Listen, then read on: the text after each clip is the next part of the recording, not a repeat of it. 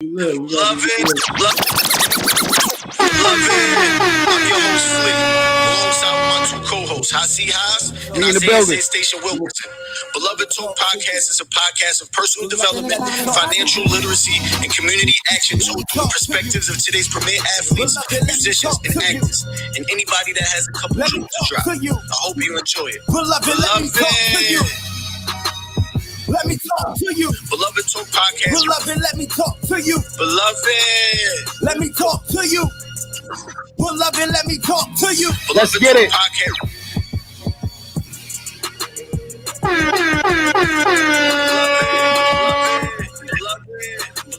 Beloved, let me talk to you. Let's get it. Come in the building, y'all. Let's get it. Come in the building, y'all. You're a bird, son. Come on, son. Stop doing that, man. Beloved. We live, man. What's up? How you feeling? What's up, beloved? How y'all doing out there? Y'all good? Man, regular, man. I'm feeling regular. My man took a vacation last week. But I'm back, baby. Zay Station is back. We back in the building. I want to know how niggas take vacations and shit. Who he give the vacation slip to? Shit, right? Niggas got vacation pay. You got all that, right? Yeah, we talked. You know, me and Haas talked about it. Me and Haas talked about it. Haas said, "Yeah, man, take your vacay." My son got a vacation slip. So who did he give that to, son? God damn. But Shout out Timeline. My son took Timeline spot back. Timeline took Zay's spot last week. He took Timeline spot this week. We're gonna see what's gonna go on next. Somebody gonna take your spot next. Never, ever. DJ Envy. Envy. Yo, Timeline on vacation too, though. Shout out to Timeline. Word, shout out to Timeline. He on the beach right now. Shout out. Shout out to Timeline. Can we get a rest in peace to Black Rob? Yes. Oh my gosh, man. Rest in peace to That's Black crazy. Black Rob, DMX back to back, bro. Came through right before. Facts, bro. Black Rob is a pioneer, son. A lot of people don't probably. I can't say a lot of people don't know because a lot of people do know. A lot of Black Rob set a good lyrical bar, just like you said off air, Haas. Black Rob kept Bad Boys lights on. Yeah, kept the niggas lights on. I also want to give a rest in peace, man, to a dear person of mine. He was like a person I looked up to. My man Gilbert Morales, he's a good dude, man. He lost his fight, from complications of COVID, and it's just like just want to give him his roses because he was a great man. You know what I mean? So rest in peace to Black Rob. Rest in peace to Gil. You know what I'm saying? This one, just RIP. Hope y'all watching over us, man, for real. And take precautions out here, man. Still put your mask up, beloved. Word. Yeah, man. It's still nasty out here. Sorry about that, Zay. Man, strength and praise. Like I said, man. Strength and praise, yo. Yes, sir. I was just with him at the store. Nigga wasn't coming in the store at all. He ain't no mask. I'm like, bro, come on. You can't play. Yo, one thing people don't understand what I learned. So if we get into the little song, like people talk about the vaccines, right? Yeah. This pandemic, this virus has affected people in many different ways, right? Some people haven't been affected at all. There's some people that have been affected in the craziest ways. Yeah. So it comes down to the fact that, you gotta it's kind of like a personal decision you gotta make within yourself.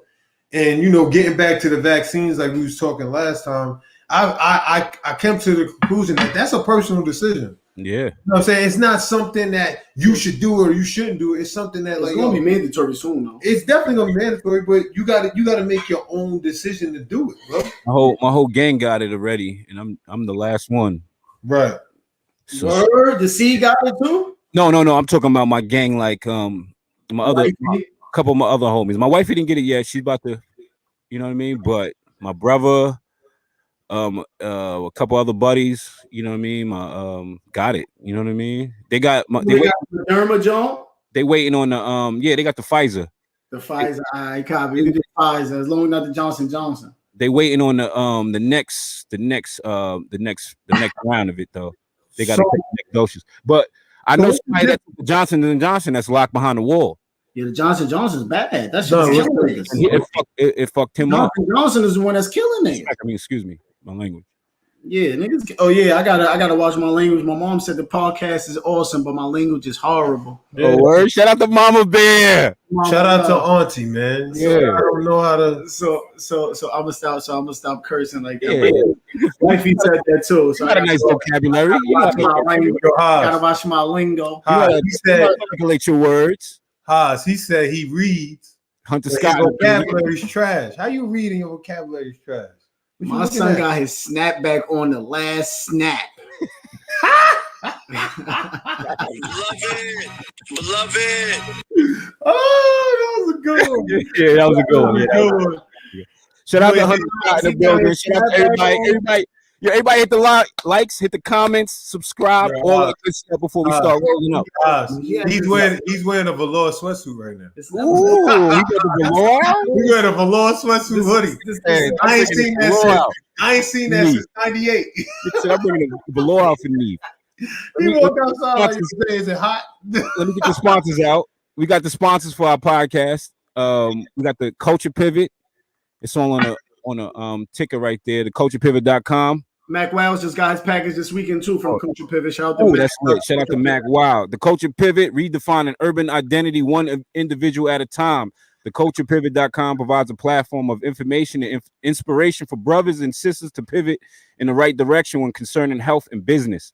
Check them out on IG and Facebook at the Culture Pivot. They sent like Flea just said, Mac just got his vitality pack. It was a pack that consists of purple sea moss, waste remover, elderberry, burdock tea, and a Culture Pivot sweatshirt. We also have Made in Norfolk, the official Made in Norfolk apparel. We have the 10th clothing, 10 toes down, and I could read this little joint for the 10th clothing. W.E.B. Du Bois believed in a talented 10th of black men that would arise to become thought leaders and cultural missionaries, creating the next generation of exceptional men. We created the 10th clothing brand so that every black man can feel empowered. We see the excellence in all black men and want to encourage them not only to see it in themselves, but also to encourage others to do the same. By creating a clothing brand that seeks to empower every man to be his most exceptional self, we hope to strengthen the bonds of our community, providing an aesthetic style and quality clothing that every man can feel proud to wear. Shout out to the 10 toes down. And we also have Leopold Jacobs, a lifestyle brand for the uply mobile business professional. Hit the website and find something you love at leopoldjacobs1983.com. And those are our sponsors. I like that. I like that Leopold Jacobs you got on right now. Oh, it's polo, right? Yeah. Shout out to Flea. New collection? Say it again. It's a new collection. Yeah. I'm gonna get you one. I mean, you said medium, right? Yeah, that's fire, bro. I mean,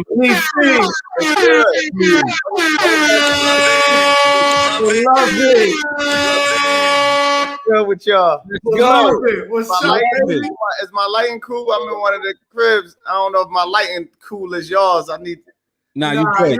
Cool, Yeah, I was having technical difficulties a little second ago, man. I ain't update my computer to this. Y'all on a whole nother level. You good, beloved. Yeah, what's going on, man? Bucky Rogers in the building. Young Bucky Rogers.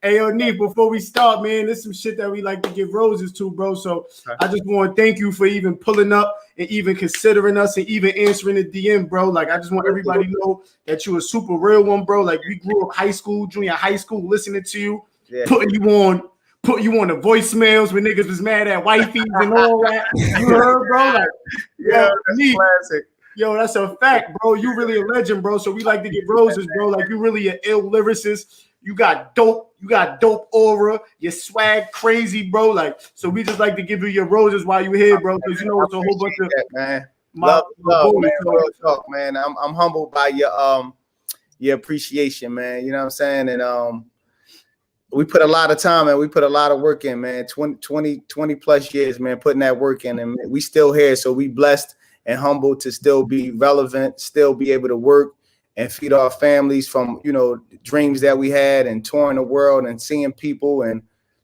crossing the T's and dotting the I's, man. So, love is love. And we don't take it for granted at all. Yeah, that's a super duper fact, bro. Yeah, hey, yo, bro, a nephew is fire too. So your artist is mean. That Trap Symphony is mean. Shout out to my artist Kelso. Everybody that's tuning in right now, or those who see this later or hear this later, check out my artist Kelso Coolin on Instagram, Twitter, whatever like that, and follow his YouTube is Kelso Forever. He just dropped a record called Trap Symphony and a video out right now. Then we dropping another record, I think the 23rd of this month, called Usual. It's more like for the ladies R&B type of vibe. So we just grinding, we just campaigning and maintaining. I'm just starting from the bottom with him. So I'm getting down and dirty, getting in the mud, and doing what I gotta do. Yeah, that's fire. That's fire. We got the label. It's the label logo. I don't know if y'all can see it. It's Forever Music. Yeah, that's record. So make sure y'all follow that on the gram too. Forever Music Records _. And that logo is fire. What's that shit? Yeah, that's the infinity sign. That's the Forever. This shit lasts forever. This shit lasts forever. Yeah, I made it into like they actually like records because it got the lines going through it. So I put a little twist to it. That's fire. That's fire. And we got the clothing line too, the Forever Do Me clothing. You know what I'm saying? That's on Instagram too. And the website Forever Do Me clothing. So make sure y'all tap into that. Check that out.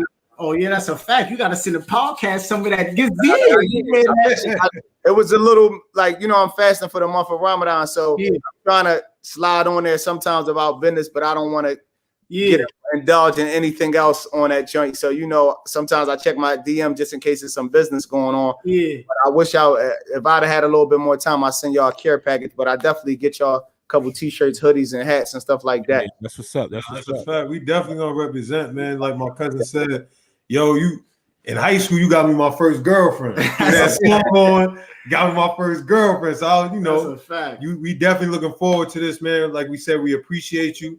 And let's have a good one, man. Let's do this. Have a good one. Yeah. Right. You know what I'm saying? Hey, Neef, you talked about Ramadan. How is it dealing with your faith and being a full-fledged artist and everything like that? You know what I'm saying? Sometimes it's difficult because music is haram and music is not, you know what I'm saying? That's not a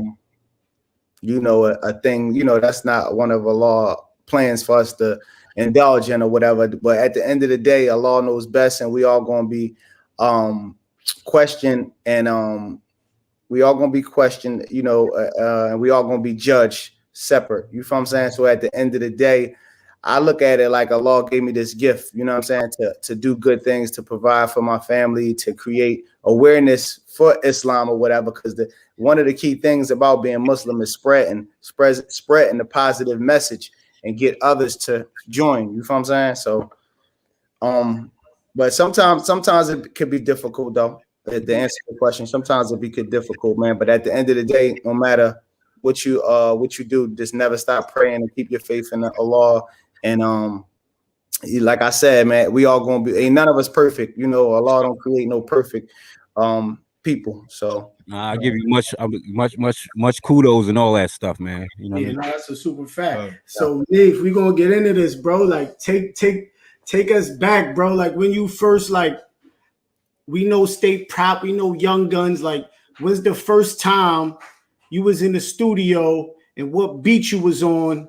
And what's the first rhyme you said to say, "Oh, I'm different than niggas. I'm out of here"? I can't remember that, but I'm gonna give you a story about the record "Tough Love" that was on me and Chris' album. Because I've been rapping forever. Like my story before Roc-A-Fella is really like crazy. Like I had so many opportunities and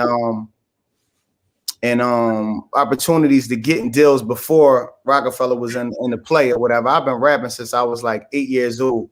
So me and my brother was groups as kids coming up. We had deals on the table that ain't work out.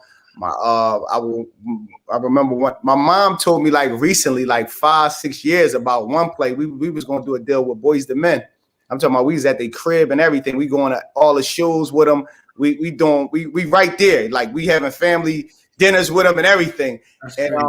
And the whole time I didn't know my step pop was blocking the whole time. I never knew I was a kid at this time. But my mom told me recently, she told me that he was blocking. He just was like just overdoing it as far as demands and the things that he wanted. You feel what I'm saying? Overdoing it, you know what I'm saying, for no reason. But and that's the same thing that really happened with fast forwarding all the way to me and Chris. The first people that took us to Roc-A-Fella was a guy named Stevie G, which is my man still to this day. But everybody he took us to, they actually wanted us really bad. And Jay Biggs and Dane was the first people we went and seen, and they wanted us so bad, but we couldn't understand why the deal wasn't happening just like this. But when it was time to talk business, we would exit the room, and they had talked grown men business. And my man Stevie was trying to get so much for us at the time. He was trying to get like a production deal for his company at the time, because he was getting artists signed, and he got to the point where it's though, like, I don't want to be just a manager no more. I want to have a label and so forth and so on. Because he got I remember he got signed. He got Most Wanted signed from Philly. Shout out to Most Wanted. He was partners with Beans, getting him his deal. So he got tired of, because the management you can be fired just like this. This is snap. Yeah. So he was trying to get much more for us, but we didn't know at the time. So that didn't work.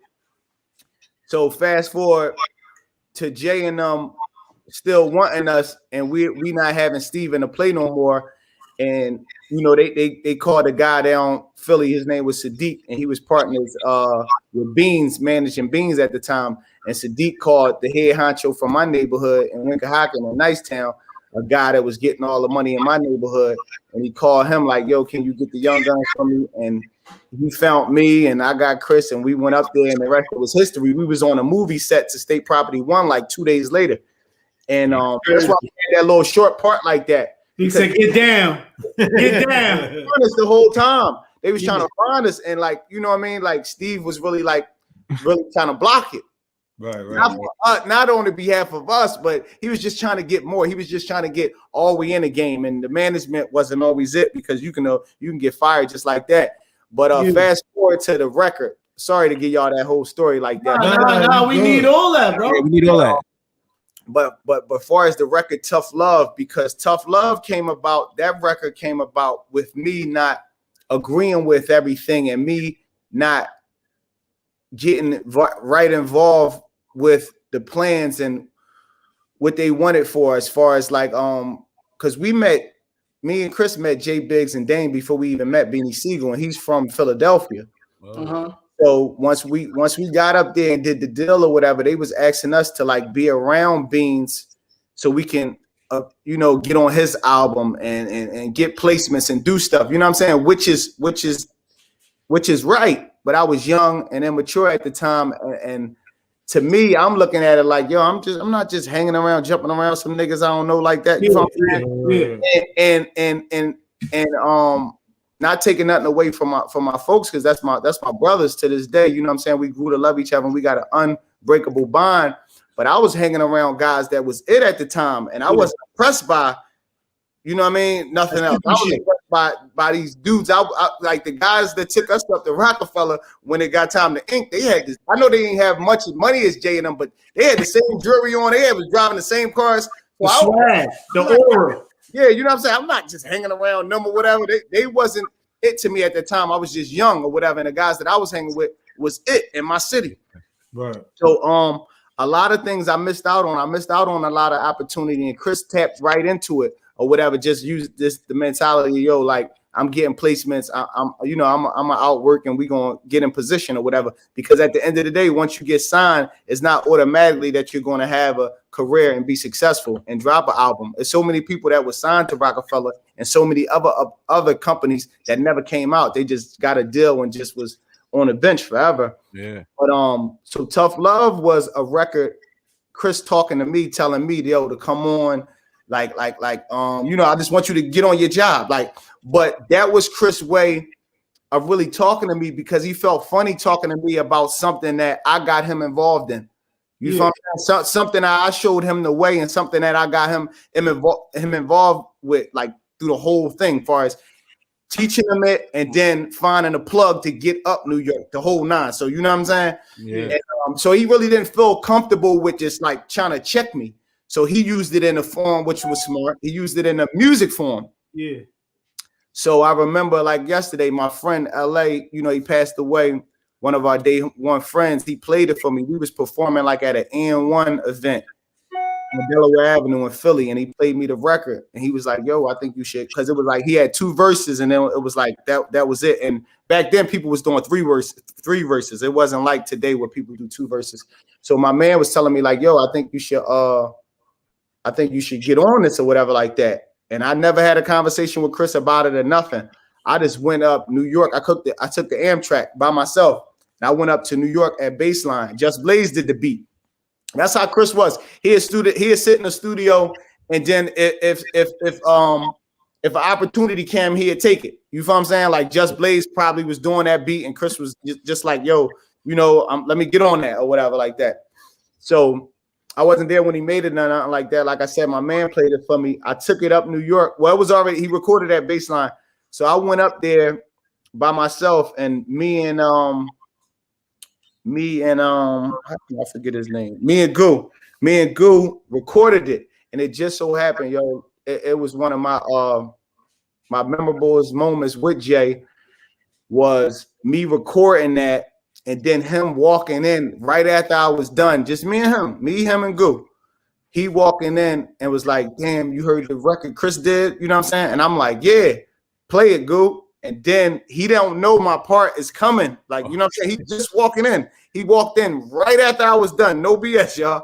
And, you know, when he just heard my voice, he just went crazy, and we laughed, and we, you know, it was a dope moment that I shared with the big homie or whatever like that.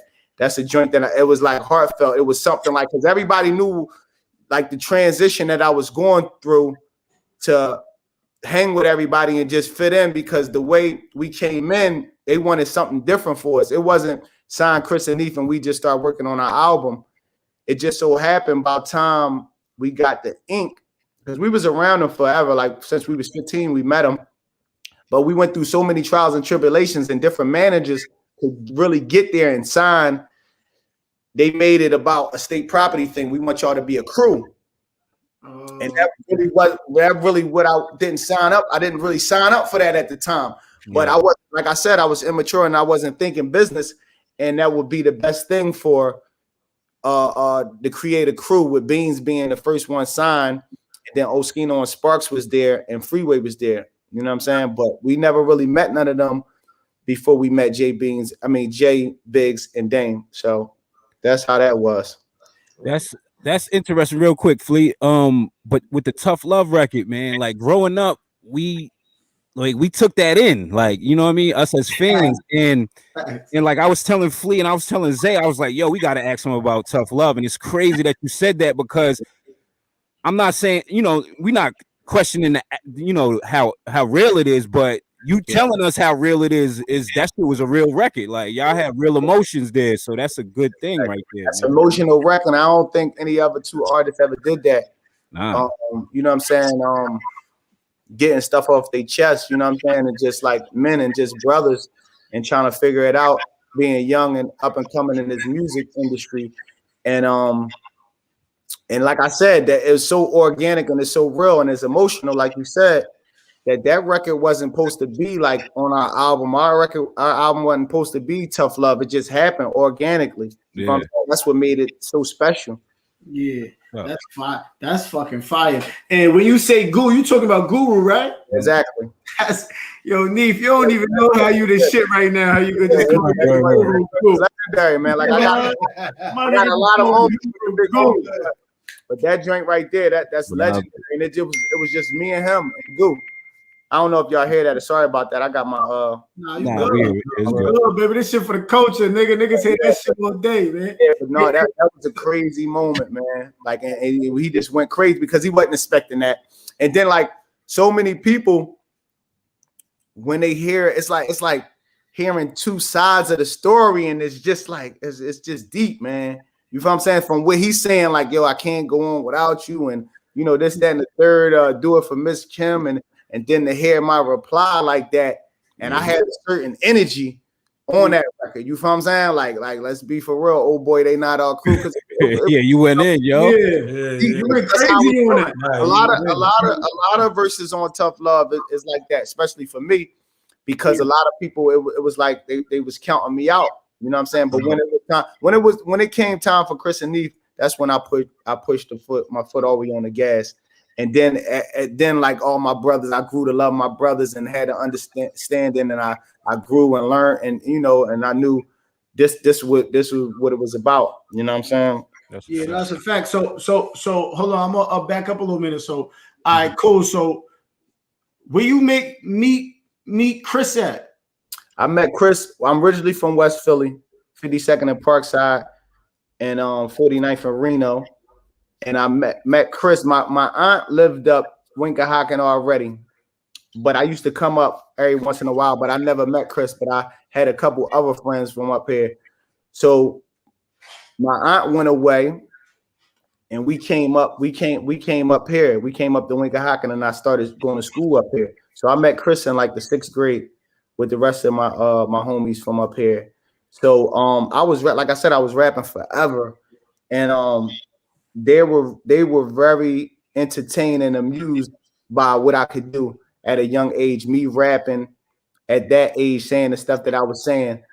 And my life was a little faster than the average, what I was like, I maybe was like 12, 13 or something like that. My lifestyle, the things that I was seeing and the people that I was being around, I always hung around older people. Yeah. And my aunts and uncles, they was getting a bunch of money. At the time, you got to think like when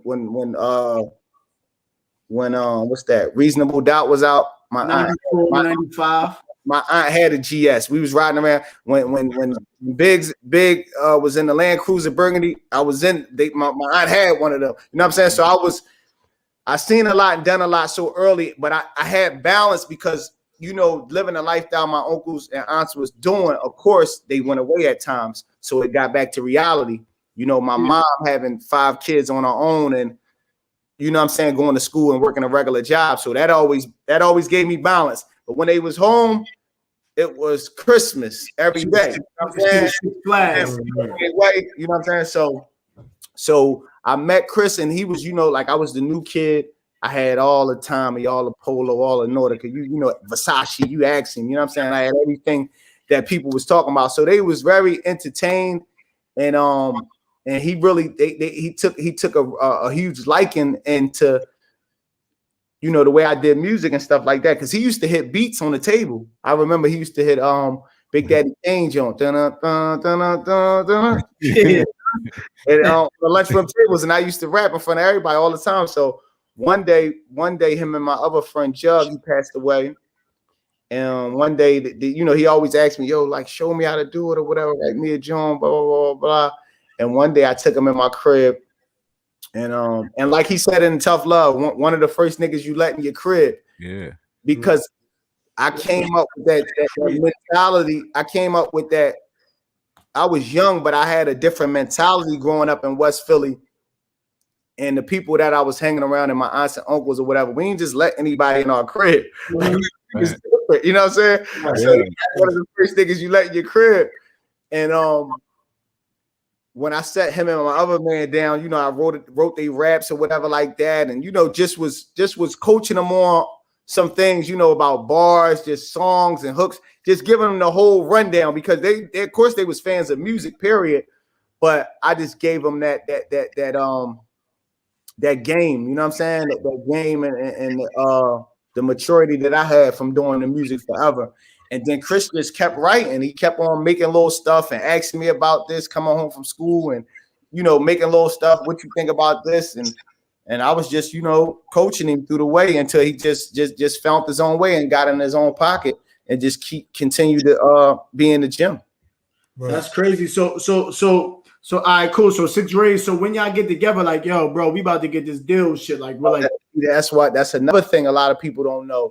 My brother was rapping too. My brother Pooter Brown. I don't know. Some know of him, some don't or whatever. He was on. I heard that name before. Yeah, I started up a little bit after Roc-A-Fella. I started up a series called GIFI, and he was a part of our crew. And he's on Brothers from Another. Me and Chris' last album on Roc-A-Fella. He's on there twice. But my brother rapped, and he did his thing also in West Philly. See, when I moved up to North, I still bounced around.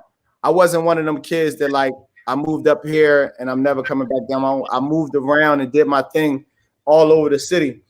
And my brother ran into this guy named Day. He was a street nigga getting a bunch of money in West Philly.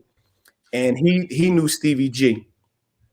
So my brother rapped for Steve by himself somewhere at some time. And he told Steve, yo, you gotta hear my brother though.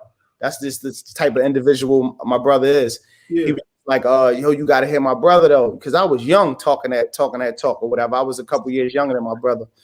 And so my brother got me to see Steve. I went to Steve's house with my brother and I rapped for Steve. So he was going crazy, blah, blah, blah, blah, blah. So then I say out of the clear blue, I don't know why.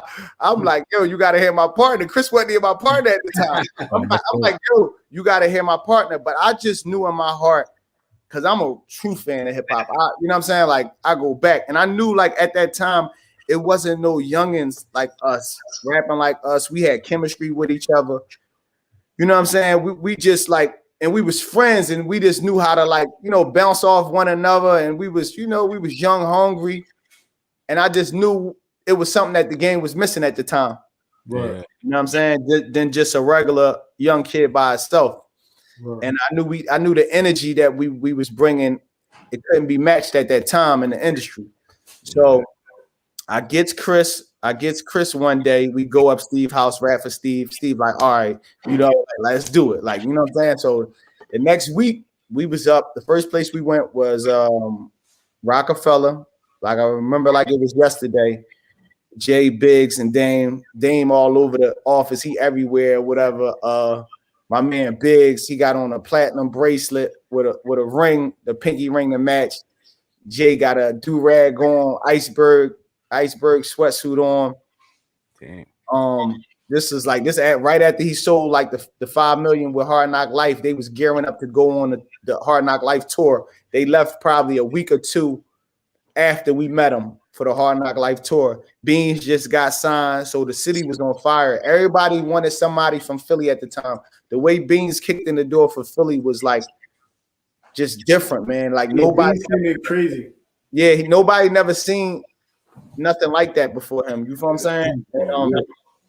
And so we rapped for they wanted to do it.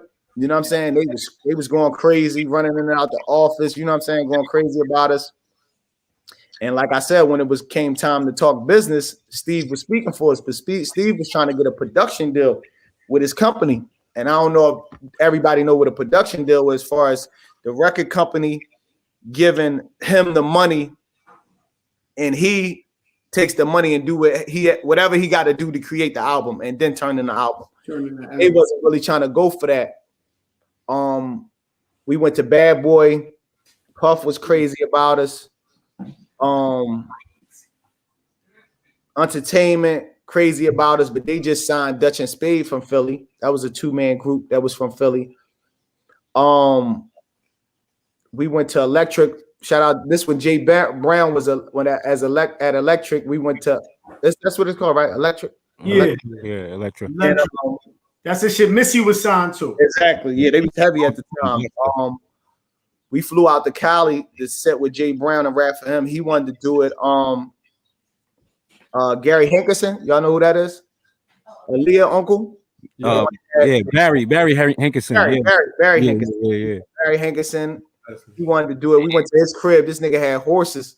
This nigga had horses. A stable in the crib, and this back in his day. You hear me? Yeah, uncle. He had what it was, black ground or black. I forget the name of his label, but he had pieces of like all of them, like Aaliyah. He had a piece, and all of them, like Genuine, all of them type people. And everywhere we went, I'm talking about, we went a lot of places, and they all wanted us, but we just thought we fit with Roc-A-Fella. You know what I'm saying? We just thought we fit with them from the gate. Like, we love Puff. Puff was trying to change a lot of things, not just rap, but Puff just got his vision. Image. Yeah, he just got his vision on things, and like we mess with him still to this day. Like, that's the guy. But we was like, no, man, we coming, we gonna do this how we want to do it. And it's so funny, man. It's so funny, y'all, because after Steve got out the picture, and like I said, the guy Sadiq found us from another guy in my city that was getting a bunch of money in Nicetown. And it just so happened we start seeing Puff again. I don't know how it transpired. I think somebody else knew my man that was from Philly, that we was managing us at the time. So we start going to Puff, and that's it. Like ended up between them two, back and forth. Like we going to Roc-A-Fella, Jay and them want to do the deal. So we around, we going all the shows, we everywhere with them. Then we'd go to Daddy's house. Pause. I was about to get you. I was about to get you, Sly. I was about to get you. I was about to get you. And we'd be making records with Puff, and like it was just all over the place until we got to it. And this when 2 Ways was out. Yeah. And I remember like it was yesterday. We riding in the car. We on our way to Puff. And we in the car with my peoples, my manager, me, Chris, and I think that was it. And Chris was like, yo, and we had 2 Ways at the time or whatever. And I think Jay and them got us the 2 Ways. We had 2 Ways in Motorola Jones, the little Motorola Jones. They had the phones, and they got us them Jones or whatever, so they can always contact us. Without the deal. Yeah, this before the deal. Because they knew what they were doing, but we didn't know the specifics of what was going on between the talks between our managers and them. Because we didn't understand like what's going on, what they waiting on. You know what I'm saying? Because they want us. Yeah. And Chris was like, yo, like I'm about to hit Jay and you know what I mean, and tell him like they keep taking us to go see Puff. Like what's, you know what I mean, what y'all gonna do? Should have been in war. Yeah. And I was like, yeah, hit him, man. And then next day it was official. Like he wasn't playing with it no more. You know what I'm saying? He wasn't playing with it no more. Oh yeah, and I can't forget how I forget this, man.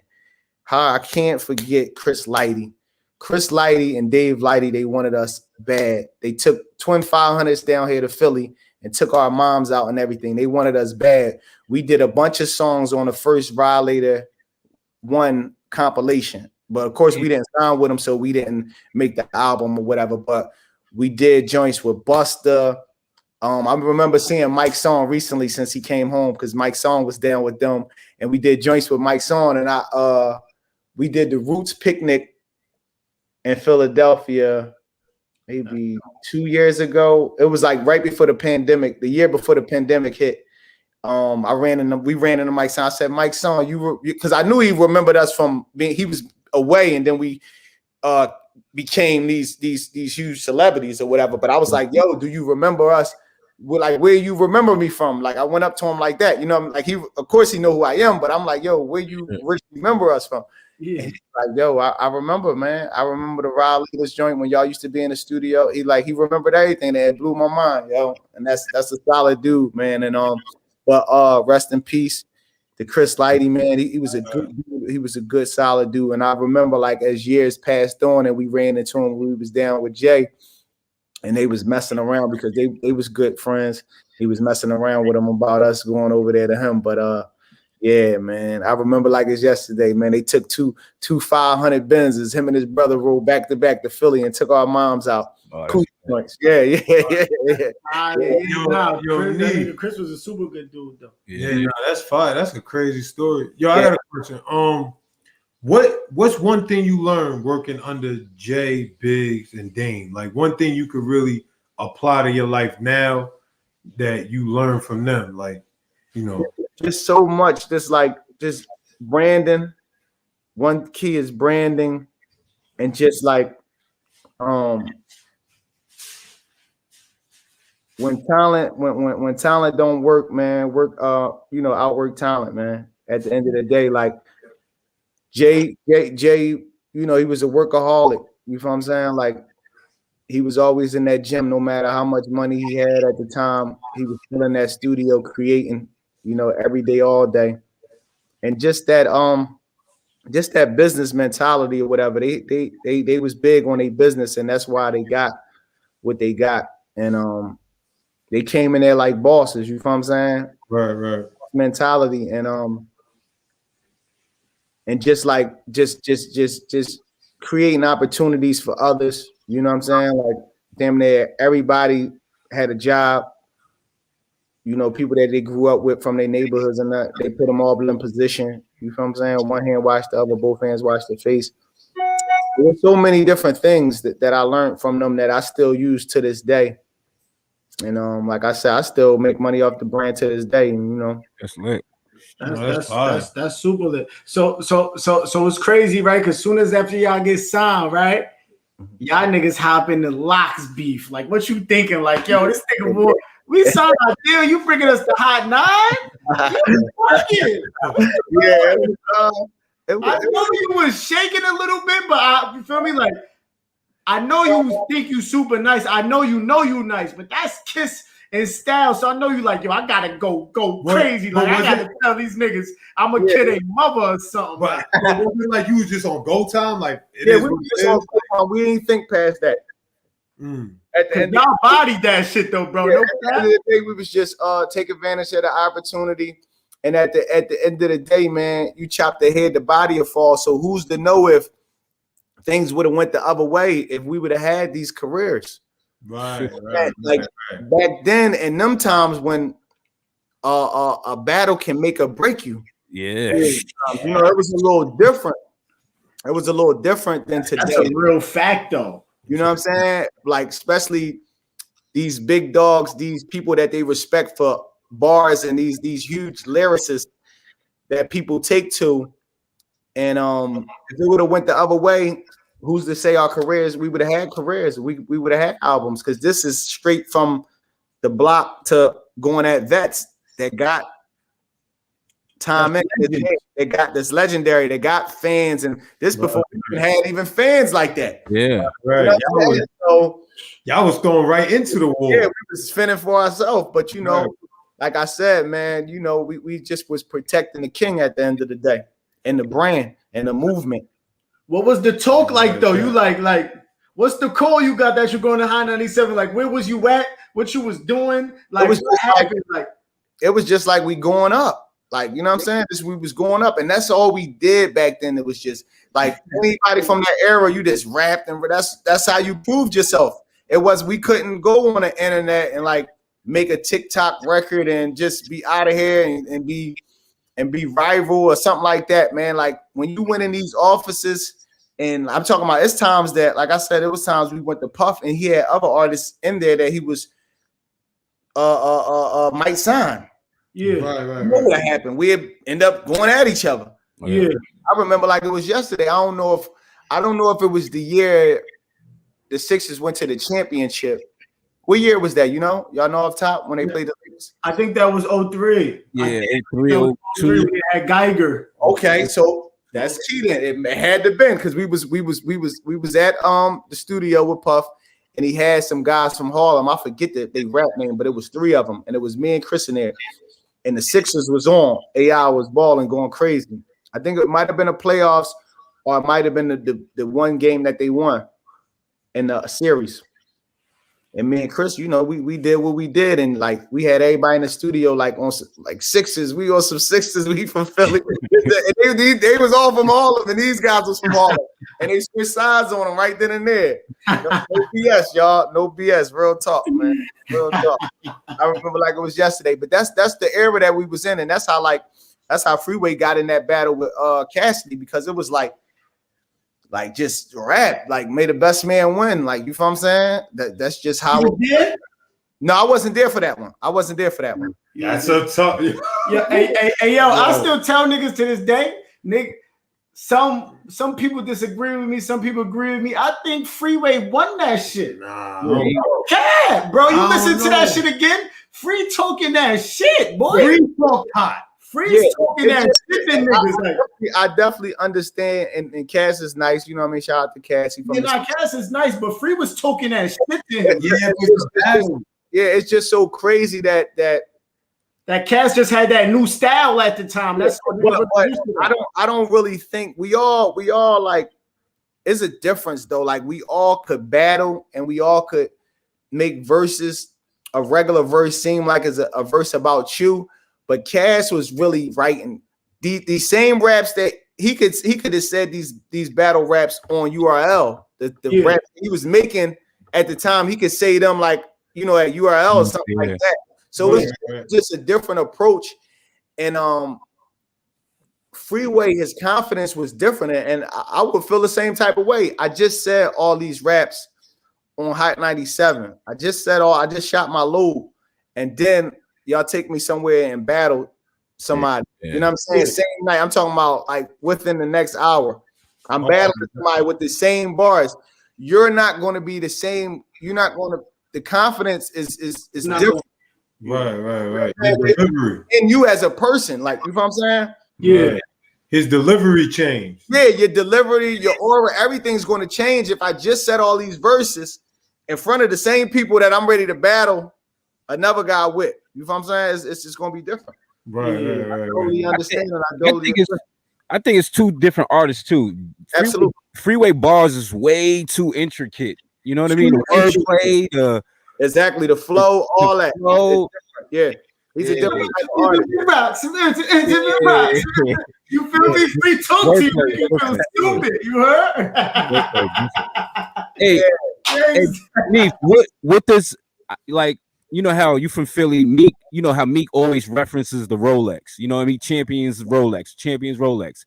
But like the Roc chain, that's a staple. I mean, the logo itself is a staple, but as far as the Roc chain, what does it mean to you? You know what I'm saying? That Roc chain. It's my championship ring. I'm sorry about that, y'all. I don't even know. It's all good. It's my championship ring. I'm gonna let y'all see mine.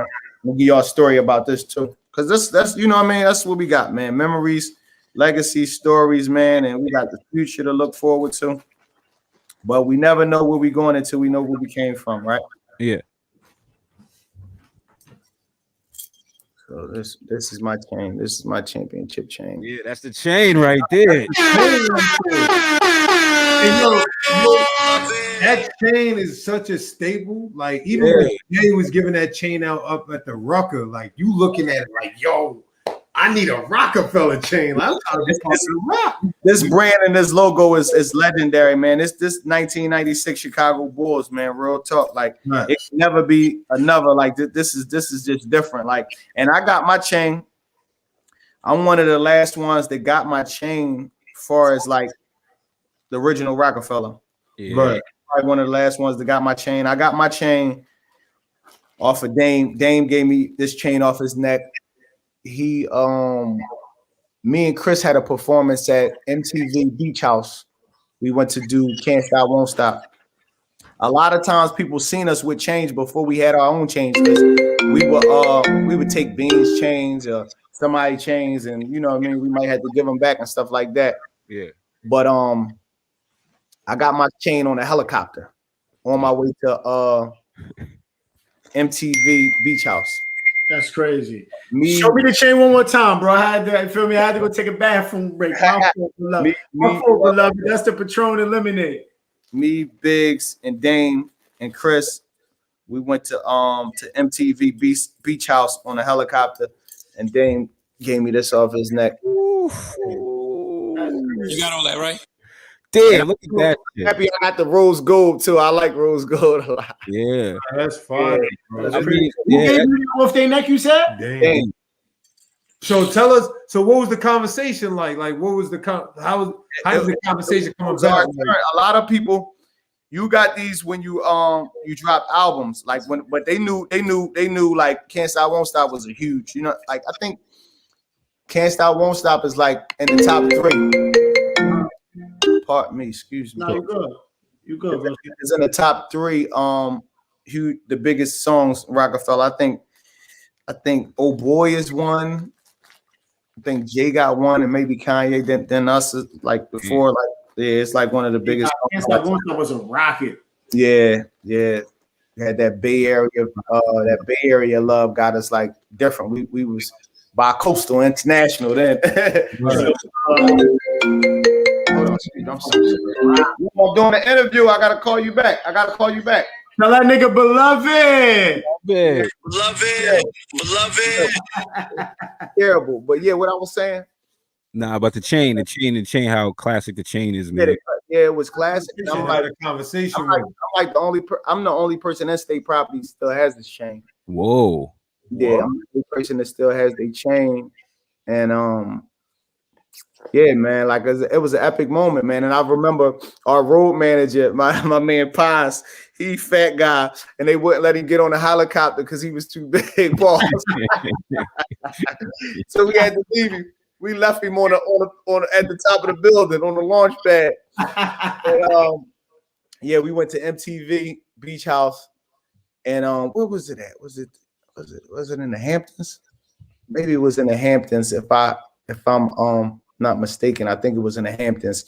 And Dame gave me the chain, and you know, it was on, man. It was on, and that's when I really got into gear and got into mode, because it was hard for me to figure it out at first. You know what I'm saying? Like which way I wanted to go, and you know, the streets was getting the best of me at the time, like that, and but you know, I was happy, man. And like State Property 1 album, I was on that train one time, into State Property 2, which is a classic, Chain Gang. I was all over that. You feel what I'm saying? And they used that Can't Stop, Won't Stop for that to be the first single, Chain Gang. So it was on. It was go mode in there. I got in gear. Right. How old was you when you got the chain? Maybe 19, maybe like 19, something like that. Nigga couldn't even drink, had 50 beers on your neck. Yeah, but like I said, we was around them since we was like 15, like hanging out and dinner at Philippe's every Sunday or at the house, Philippe's child's basement and stuff like that. We've been around them forever, but you know, it was always somebody in a way, the representation or something like that, in the way of things moving forward. And you know, it's just I can't wait till they do like a documentary or a real tour. You know what I'm saying? It's just epic. Yeah, epic. I was about to say, I was about to ask you, bro. You need to like, you and Chris need to link up and do a movie or a book, Yeah, bro. for sure. It's only right. I got to do one for sure. That shit is sell out, bro. Like no. Yo, Neef, you mentioned that you know the streets was getting the best of you. Anybody back home told you like, yo, bro, you gotta chill, like you about to take off? For sure. Like, you gotta build a conversation.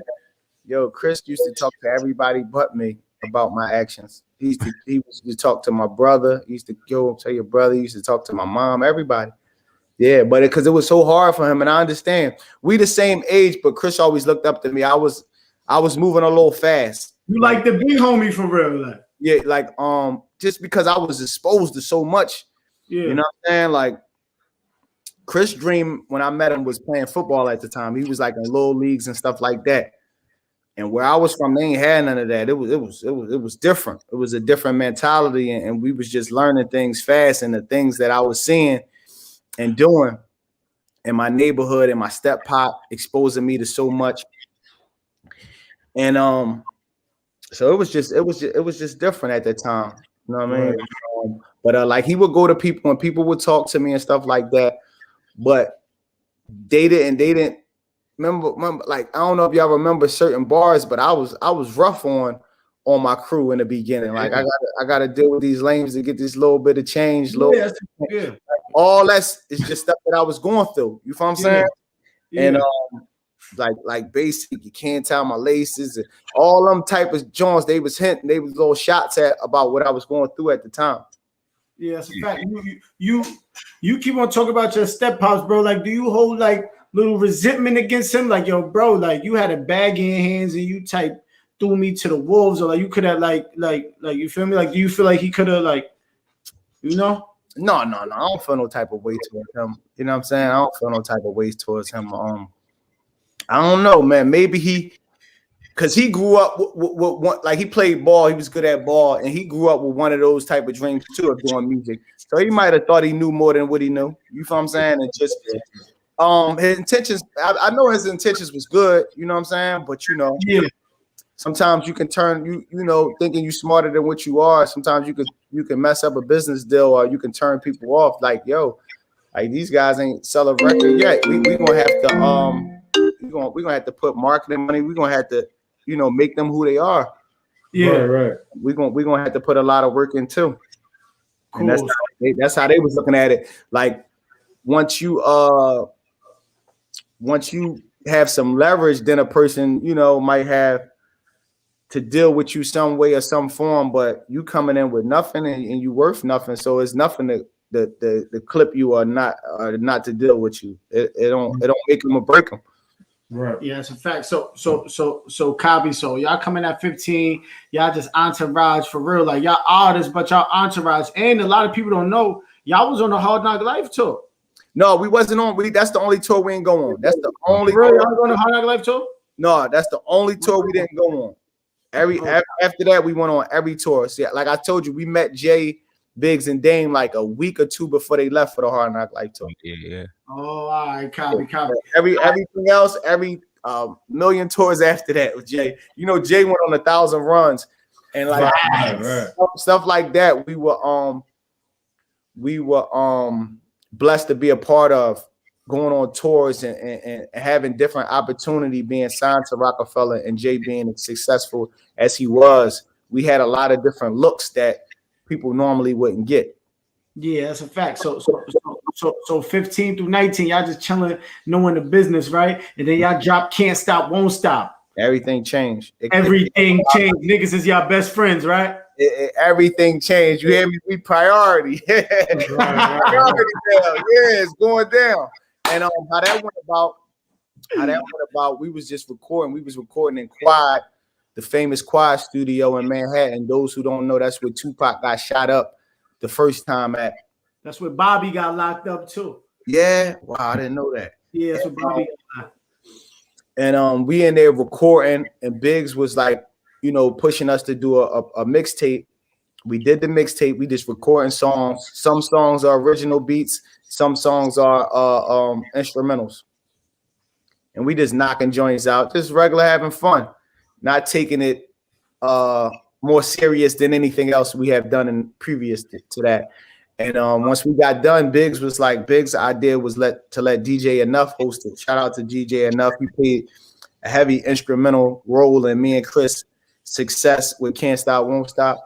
He came in, and if you go back and listen to the project, the way DJs host the mixtape is they let it play right through. They get in a booth and they let the songs just play right through, and they do their drops, they talk, they say little stuff like that. And if they want to go back on something, they tell an engineer, yo, take me back here. I want to say this part right here. But he just let the whole thing just play through. And when he got the Can't Stop, Won't Stop, it's so organic and it's so real that as soon as it come on and he had a beat, he like, oh, I like this. And that's all on the mixtape.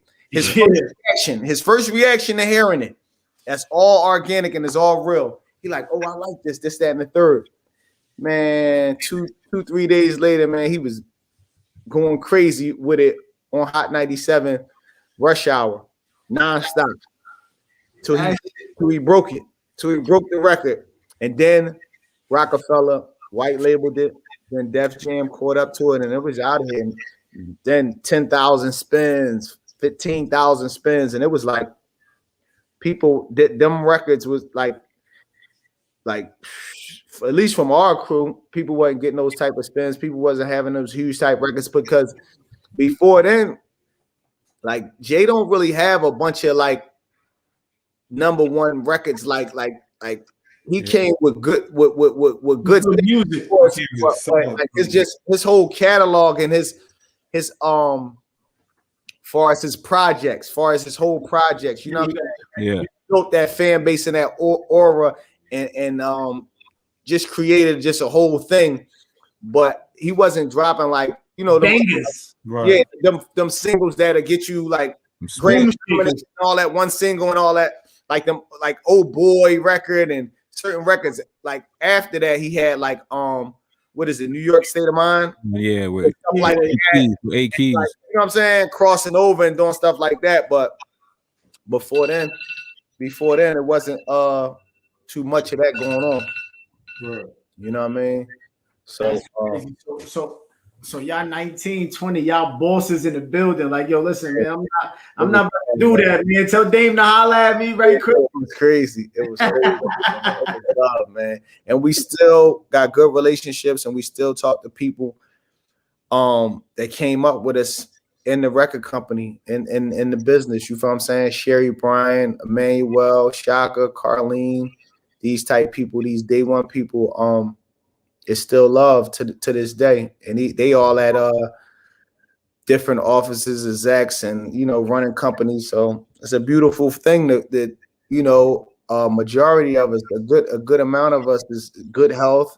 You know what I mean? Feeding our family. So it's a blessing. So Can't Stop, Won't Stop. You really ain't even know that was a hit. You like, fuck it, this just a.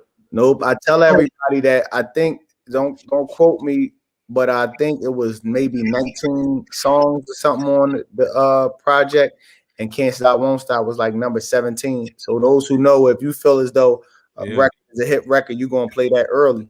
That's gonna be number 4, number 5, something like that. So we looked at it as a throwaway. And shout out to Digga. Digga did the beat, and it changed our life forever. I think that record at the time was a different sound, way different. It was refreshing. It was different. And that's then why heat like that. And then we did the remix with Chingy, and those who know, man, Chingy was selling so many records at that time, man. Chingy was on fire. And that was Big's idea again, too. Like Biggs was very instrumental with me and Chris' career, Tough Love, and just because this how it was.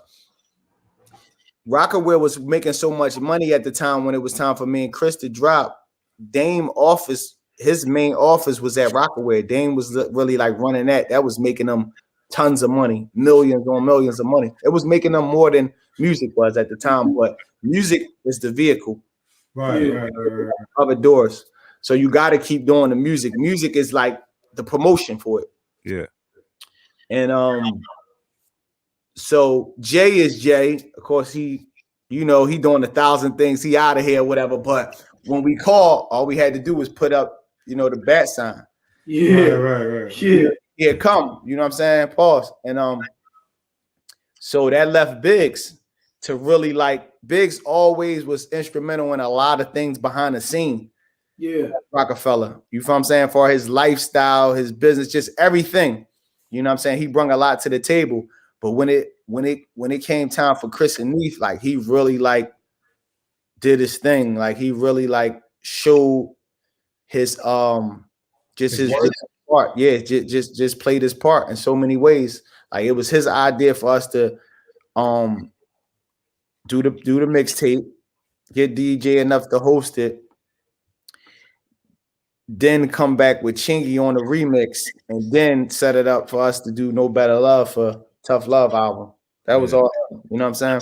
Yeah, Biggs is Biggs is really dope because they said they said I did as watched a couple of interviews, and they said Biggs is the reason why they signed Beans too. They said Biggs took Beans music to a block in Harlem, and niggas was just fucking with it. And they like, oh, you gotta sign this nigga, you feel me? And then he came back and he signed Beans with that Sigel Beanie. You feel me? That's the fact. Yeah, man. Biggs was very instrumental in me and Chris' career, man. Yeah, that's my guy still to this day, man. That's a good Biggs is a dope figure, especially on social media. The way he pointing out those gems and the quotes, the way he carry himself too, though. He just carry himself like a silent boss. Yo, bro, listen, he's a solid dude, man. You know what I'm saying? That's my guy. I remember the first time I seen him since he came home. It was legendary because I kept in touch with him when he was away. And then we did I forget what is it? Real Talk, the two guys. You know what I'm talking about? The two guys. We did we did a huge podcast setting in New York. I forget where it was at. I know you're talking about. It was like a forum. Everybody was actually. I forget. Damn, I know you're talking about. Yeah, we did it in New York, and it was huge. And we had a lot of people from Roc-A-Fella, like execs, artists, CEOs, and stuff like that. And I think Biggs was already out there, and this was my first time seeing him. And everybody knew how, the bond we had, the relationship we had. And then I came out, me and Chris, I think we might have came out last. And when I seen them, they the way we hug, it was different from when everybody else seeing each other, people just dapping each other up. And you know what I'm saying? Like, man, me and him hold each other, embraced each other tight, man. That was my first time seeing him since he came home. And that always been an OG to me, man. Like somebody that I really can call my old head that always been there for me since the day I met him. And just a stand-up individual, you know what I mean? Real. So that's a fact, because I be seeing it, Neef, like it just don't be about the money with you. Like even before you even said, like, yeah, my aunties and my uncles got bread, like you even carry yourself like, yo, bro, this shit ain't new. Like, That's what it was. Like I would have been had this, like I like feel like I probably would have never had it like that, but I would have never been regular. You feel me? So like I'm used to this maneuvering, how I act, so it's not really like new to me. So if I see Biggs, I'm gonna hug him like I love him because I love him. You feel me? Not because he gave me a bag, because I love Biggs. So that's why I really get from you, like even in your raps and shit, like even you feel me, like you really wasn't holding back from like, yo, they got me with these lame. You feel me? Like you was talking what's on your mind, like, yo, if you feel me, like if y'all block me, I don't care. Like I'm going back to the where I'm. You feel me? Like I get a bag right here. Like I'm not gonna get a bag that y'all getting. But I'm really Neef back home type. You feel me? That's what we was talking about in the car on the way. He had OGs. Yeah, his OGs gave him a way to walk. Yeah, you know what I'm saying? He listened. Yeah, so that now I'm big on listening. Right. You listen. So now there's certain things they putting in front of your face, but you like, nah, that's a facade. That's a smoke screen. I'm seeing right through that because I'm used to those smoke screens because my peoples is guiding me. You know what I mean? And that's what me and my cousin was talking about. We was talking about that in the car. A lot of kids and a lot of people growing up, they ain't got that. They ain't got the OGs that's putting smoke screens in front of them to test them. So they understand, you know, when they get a big deal, when they're in front of Biggs, Jay, and Dame like figures, they not just taking the first thing. Right. You know what I'm saying? They're not just taking an empty glass when really there should be a full glass of water in it. You feel what I'm saying? So it's like, it's one of those things where, you know, that's commendable to you that you took your lessons on the dime and you was like, yo, nah, man, we need, you know what I mean? I ain't gonna fall for anything. You know what I'm saying? I'm gonna stand for something. You know what I mean? But now getting back to now you had Can't Stop, Won't Stop. No Better Love. Now No Better Love. No Better Love. Let me tell you something. You could be in the club going crazy all night. You calling wifey as soon as that come on. You could be with wifey. Y'all could have been fighting all night. My niggas like her. My niggas like her. Niggas said my niggas. You like, and y'all might have a baby that night. My son said coming up, I thought Cupid was stupid. Blue Love, my family and music. Tell us how that came about. Like, tell us like Chad West Basement. Shout out to Chad West. Chad was instrumental in me and Chris' career. He did majority of Tough Love album. He came up with that Luther sample. It was out of here, man. It was just, we was just telling like Chris started it off telling his situation with his baby mom, which was soon to be, you know, she was pregnant at the time. This girl was pregnant at the time, Kiki. He mentioned her a few times. And he was telling his, so I just followed up and told my romance, where I was at with it, far as like, you know what I'm saying? My romance. But we just followed it up and was talking to the ladies. That's one thing about me and Chris, we was versatile. We'd be doing stuff like, you know, Tough Love and BB Gun and all. Hold on, Neef, relax. Niggas don't know about BB Gun, sir. Oh my God. We'd be doing all these gangster records, and then we'd come back with something for the ladies. And when we did that, that just solidified us, man. Like, we here, man. We destined to be here. Tough Love. I mean, No Better Love was out of here, and I wrote the treatment for that video too. That's what's up. Did you know that was a banger when y'all was writing it? Yeah, I mean, sure. Yeah, I knew it was it. That's one that I knew it was it. Like, it was crazy. Like still to this day, word for word. You know what I'm saying? Word for word when we perform it, do shows, it like, yeah, we got so much, bro. Y'all could be 20 years removed. You throw that on and still come to a show. The intro though, I need Tim Bain to perform this. They gonna give you that Tim Bain. But people don't understand the consistency of bars, like the intro, The way Chris came in. He said I was out on my grind. I used to open my bags when I was talking my down.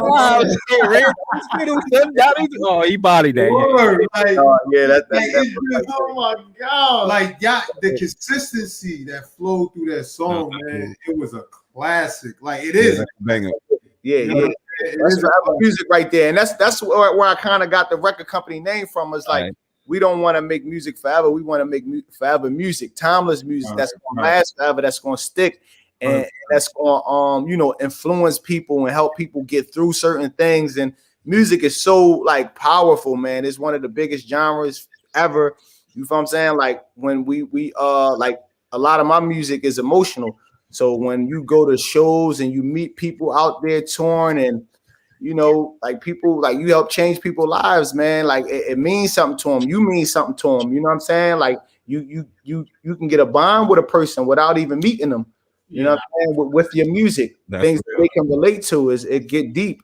Right. So fucking No Better Love drop, right? Paul my language. No Better Love drop. Your album go crazy. I know you got a crazy tour story or something for us. I know you got something for us. It's no way you don't got nothing crazy for us. Man, it's so many. Like it's just all I can say is kind of like it's different having success when you're young than you having success when you're older. Right. Because you're a lot immature. You feel what I'm saying?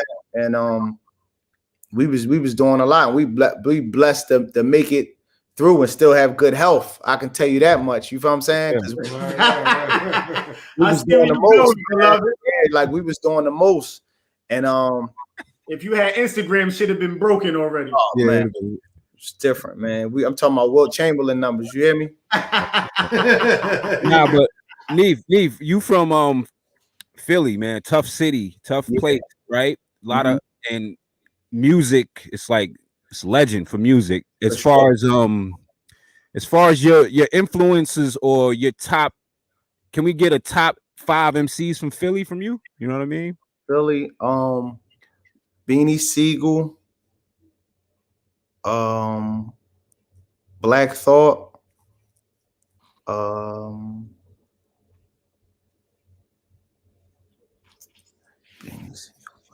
my partner Young Chris. I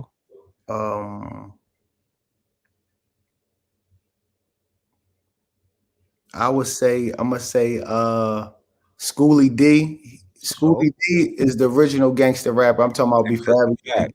He's from my neighborhood. He's from 52nd and Parkside. Damn, so I know you. I grew up watching him too, a lot, and he inspired me a lot to do the music. I heard Wild talk about him. Yeah, I'm talking about those that's tuning in. I know y'all know King of New York, the movie. He did the whole soundtrack. Every song that's being played in King of New York movie is him rapping. That's crazy. That's nuts. Oh shit. The movie King of New York. Schoolie D. Yeah, Schoolie D. He's the original gangster. I'm talking about before the West Coast did it. He's the original. Yeah, gangster in New York. He's from Philly. He's good. Everybody throw Schoolie D out there. I mean, a lot of people. Yeah, that's crazy. My first one, I said Black Thought, Beanie Sigel, Young Chris, Schoolie D. It's so many. It's so many that I'm gonna keep it in West Philly. I'm gonna give my old head Cool C his props. Free Cool C. I don't know if y'all know about Cool C. Nah, I don't know. You gotta look at Cool C. Cool C. What's the hardest bar you heard him say? No, he had a record. The whole record. It's called Glamorous Life. And I don't want to put this out there, but I don't. Cool C right now. He on death row right now. Shit. He had a situation. Those who don't know him, look him up and do the research on him. Free that man. Yeah, he was from Hilltop, a part in West Philly. Him and EST and these people. EST, the unusual fellow, the greatest man alive. I don't know if y'all hip to that or whatever. Like I said, you putting us on, bro. Like I was. I came up the steps so early, and I was seeing things and doing things, and but Cool C, he got caught up in the situation, and some stuff transpired, and he ended up getting getting on death row, and he just left my uncle Aaron Jones. Those who don't know, the legendary Aaron Jones or whatever, that's who people was trying to get us to mimic when we did the movie State Property. His crew, what they was doing in Philadelphia. Hold on. So that's a real story. I mean, it got some real base to it. Yeah, hold on. I never knew that. That's crazy. Hold on, beloved. Drop a bomb on that HOTSEAThaas. Hold on. It's crazy. It's crazy. Like I can. So your uncle was the one that Beans was playing. Yeah, and he was very upset about it. He was upset. Yeah, I'm gonna tell you that because the way it worked out. This is my uncle, right? But this is not my blood. But what I mean by it is like my grandfather was a father figure to him. My grandmother was a father figure to him. He used to work in a store as a child in my grandfather's as y'all would call it, like a bodega or something like that, like corner store. Mm-hmm. So of course he had his own mother and father, but my grandma and my grandpa was instrumental in his life. And him and my dad grew up together. He watched over my dad. He looked out for my dad when my dad got in trouble. That's who they called. And he took care. He made sure everything was cool. Because my dad was in the streets, but my dad really had it. He was one of those child that had a silver spoon, but he just wanted to go out with the wolves anyway. Yeah.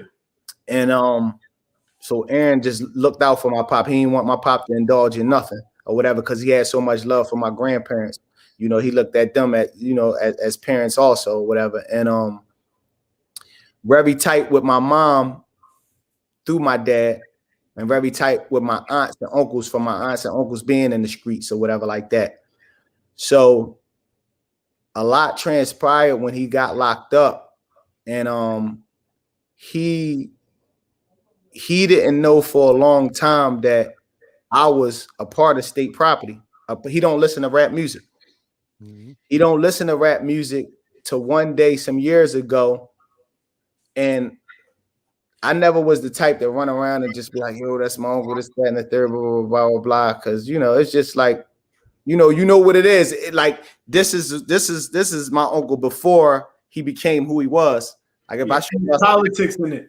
Yeah, I show y'all some pictures like before, like him and my dad as kids, like, you know what I'm saying? Stuff like that, family members' house and stuff like that. And so I never like ran around and tried to get props off his name and stuff like that. But years ago, he told me how it happened. He said a young guy came to his cell and was telling him like, yo, your peoples is part of that group or whatever like that. And he was like, nah, can't be this, that, and the third. So he reached out and just like, we just became like super, super, super, super tight. And we talk almost every day. And they just moved him. They just moved him. He was all the way out green at first, Green, PA. Shit, like 9 hours. I used to ride out there and had to spend the night, like go see him and spend the night. But now he's in Phoenix. He's closer. He's like an hour or 45 minutes away from Philly now. But fast forward to saying, like, when he first got to talking to me about State Property, and he was like, he don't judge me or look at me anyway. He was like, man, Neff, you was a kid and you was just trying to feed your family. You ain't know the specifics of everything, because I didn't at the time or whatever like that. Yeah. And I don't think everybody else took it that serious, but he do hold a couple people accountable for it that was around when he was out. And this guy named Tron passed away. Tron wrote the first movie. He wrote the first movie, but what he did, and I found out all this afterwards or whatever, after I was grown and going to go see my uncle and sitting down with him and stuff like that, everything came about. So I knew Tron, though. I knew Tron. He was a real big guy or whatever, pause. I forget how he passed away, but Tron was cool, but I didn't know the specifics of what he was doing and how he was going about doing things. So he brung the script to like Jay and them and Beans and all them, like saying, and they was looking for a way to break Beans for people to understand him, because Beans came in different, man. I'm talking about like the nigga came in like, unorthodox. You know what I'm saying? So they was trying to make moves for people to understand him and, put him on a different platform and stuff like that to break, because just how like, what was the movie Jay and them had? Streets is Watching. Streets is Watching. Yeah. He was starting to get into films or whatever like that. So I didn't know Tron was reaching out to my uncle and a couple other people that was my uncle co-defenders and stuff like that, asking them about would this be cool to do and getting their opinion on it. And they were shutting it down. They were shutting it down and all that. Because at the end of the day, that wasn't them or whatever. A lot of, like a lot of times these people get caught up and the people paint these pictures of them and they want them to look like evil people. You feel me? So they can get that conviction. Yeah. So a lot of things the media create and make you be this certain way. And they did the movie and you see how they switched the name, like from ABM. Yeah. And my uncle and them is the JBM, the Junior Black Mafia. Oh, That's They crazy. switched little things up. They would switch little pieces up or whatever, but they had him like He's an American gangster. yeah, they had Beans like and Beans ain't really know no better. He under my uncle and them or whatever, but it's certain dudes that was like managing Beans and all that was like around when they wasn't around, but they know how to get in touch with my uncle. They know what he stand for. They knew better, basically. Yeah. That was from Philly, that was around us as we making all that knew better. Yeah. That knew he wouldn't, like, because at the end of the day, you would want to have the person that you emulate in blessings at the end of the day. Yeah. No matter who he is. No matter. Yeah. So it blew my mind to find out that like he was off of that. He wasn't with that at all. It was like at the end of the day, when I look back at it, see, a lot of people, fans, they just look at it like a movie. Right. But it's much deeper To him. and people that know them than the people, because it's like you said, y'all never heard of them, so y'all just looking at it as like a movie that's created. This is somebody just created the script, but it's like my uncle conducted himself in a whole nother way. So they was trying to paint the narrative as like Beans is acting like him in a movie, running around saying "Get down and lay down." Yeah. And so your uncle came up with that slogan, "Get down and lay down." That's what they made of. That's like what can I say? Like the media came up with. You know what I'm saying? That was the whole. You know what I'm saying? Because that's how they was carrying it, but they didn't come up with that title. You feel what I'm saying? It's like that's how it is. Like my nicknames like Neef Buck, don't speak much but keep the heat tucked. Bleak gave me that name. Trash Bag King, my man Ski Wop gave me that name. Stuff transpiring in your life, and when you do a certain thing, it's people that's around that's gonna give you that. Like, oh yeah, they, you know what I'm saying? Like nobody really gives theyself a nickname. Right. And then if you give yourself a nickname, you gotta go back in the house. Yeah, like it's like you don't really give yourself a nickname. You know what I'm saying? Maybe rappers get themselves a name, but as far as that nickname and like something had to transpire. Yeah, like that's why Bleak gave me that name. Neef Buck, don't speak much but keep the heat up. Because when I was around and I was telling y'all how rough it was for me in the beginning trying to find my way, and he used to be like, Neef Buck don't speak much but keep the heat up, because I ain't really say much. I ain't really say much around certain dudes that I ain't know, and that I just was like you know what I'm saying, my aura and my mentality at the time was different. You know what I'm saying? I wasn't really thinking like business. You know what I'm saying? As I get older, I can go in any room and make my presence felt and kind of like network and cross brands and cross the T's and dot the I's. But at the end of the day, I'm young. Y'all talking about being around some niggas.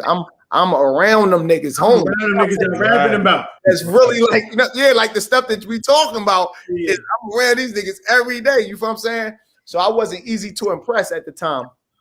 So like you being around people like that was like rap beef to you, like, man, I ain't worried about y'all. Niggas ain't dying. Like, was it like that, or was it? Could you see some people that ain't, that's not exposed to that, but they rap about it. They get into a rap beef, and now it's like it's getting violent and stuff like that. It was really like that, right? It was really like that because we didn't know what tip they was on, and a lot was going on in Philly. I think we might have had the murder. We was the murder capital around that time. Cappy for a minute. So we was carrying that same energy that we would if we would have beef in the Philly streets. So we was really like, we weren't trying to go up there and find nobody. We was really like protecting ourselves. And that's how I got like gun cases and stuff like that running around. And to Jay and them set me down or whatever, like, yo, this is not it. Like, it's really like, this is really music. Like, people not trying to see each other or going running into each other, and it's going to be smoke like that, which it wasn't. But nowadays, man, it's different, man. People losing their lives. They put people on the gram. Niggas be like, yo, I just shot this nigga in his face. Yeah, it's totally different. Look at him. Look at him. Nah, that shit is crazy though. What you just said about your uncle. If you just checked your DM, I just sent you a picture of my pops and shit. Like fucking what's the Mecapolis. The Mecapolis, the Tell 'em Blanco and shit. They be posting my pops and shit, and I can't even get my pops to do an interview. Like, none of that. He be like, yo, bro, like, listen, we're not doing none of that. Like, yeah, that's the same thing. Exactly. You feel me? Like, I'm not trying to get nothing that I dodge. Like, this the internet. Like, say if I say hi, like, say if I say hi to you, this shit is on here forever. So if I see somebody in 1988, where's he from? All I gotta see is my face. Question. Asking too many questions. Where's he from? My dad from Staten Island. You know, he responsible for Wu-Tang, Force MDs, all that. Like, my pop's like the real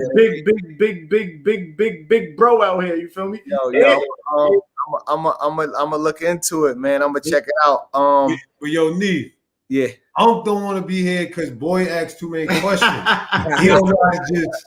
Why you asking that? Like, I don't want to be here. Yeah, but that's none of that. That's same how my uncle is. He never like, I'm talking about, and there's all types of people that shit is weird to him though. He like, yo, bro, like, why you gotta like that shit is like weird. All types of Vin Rames done came to see him trying to do movies. All types of people. Yeah, that shit is weird to them niggas. Like he, eventually, but at the end of the day, the key thing to him is getting home. You know what I'm saying? Yeah.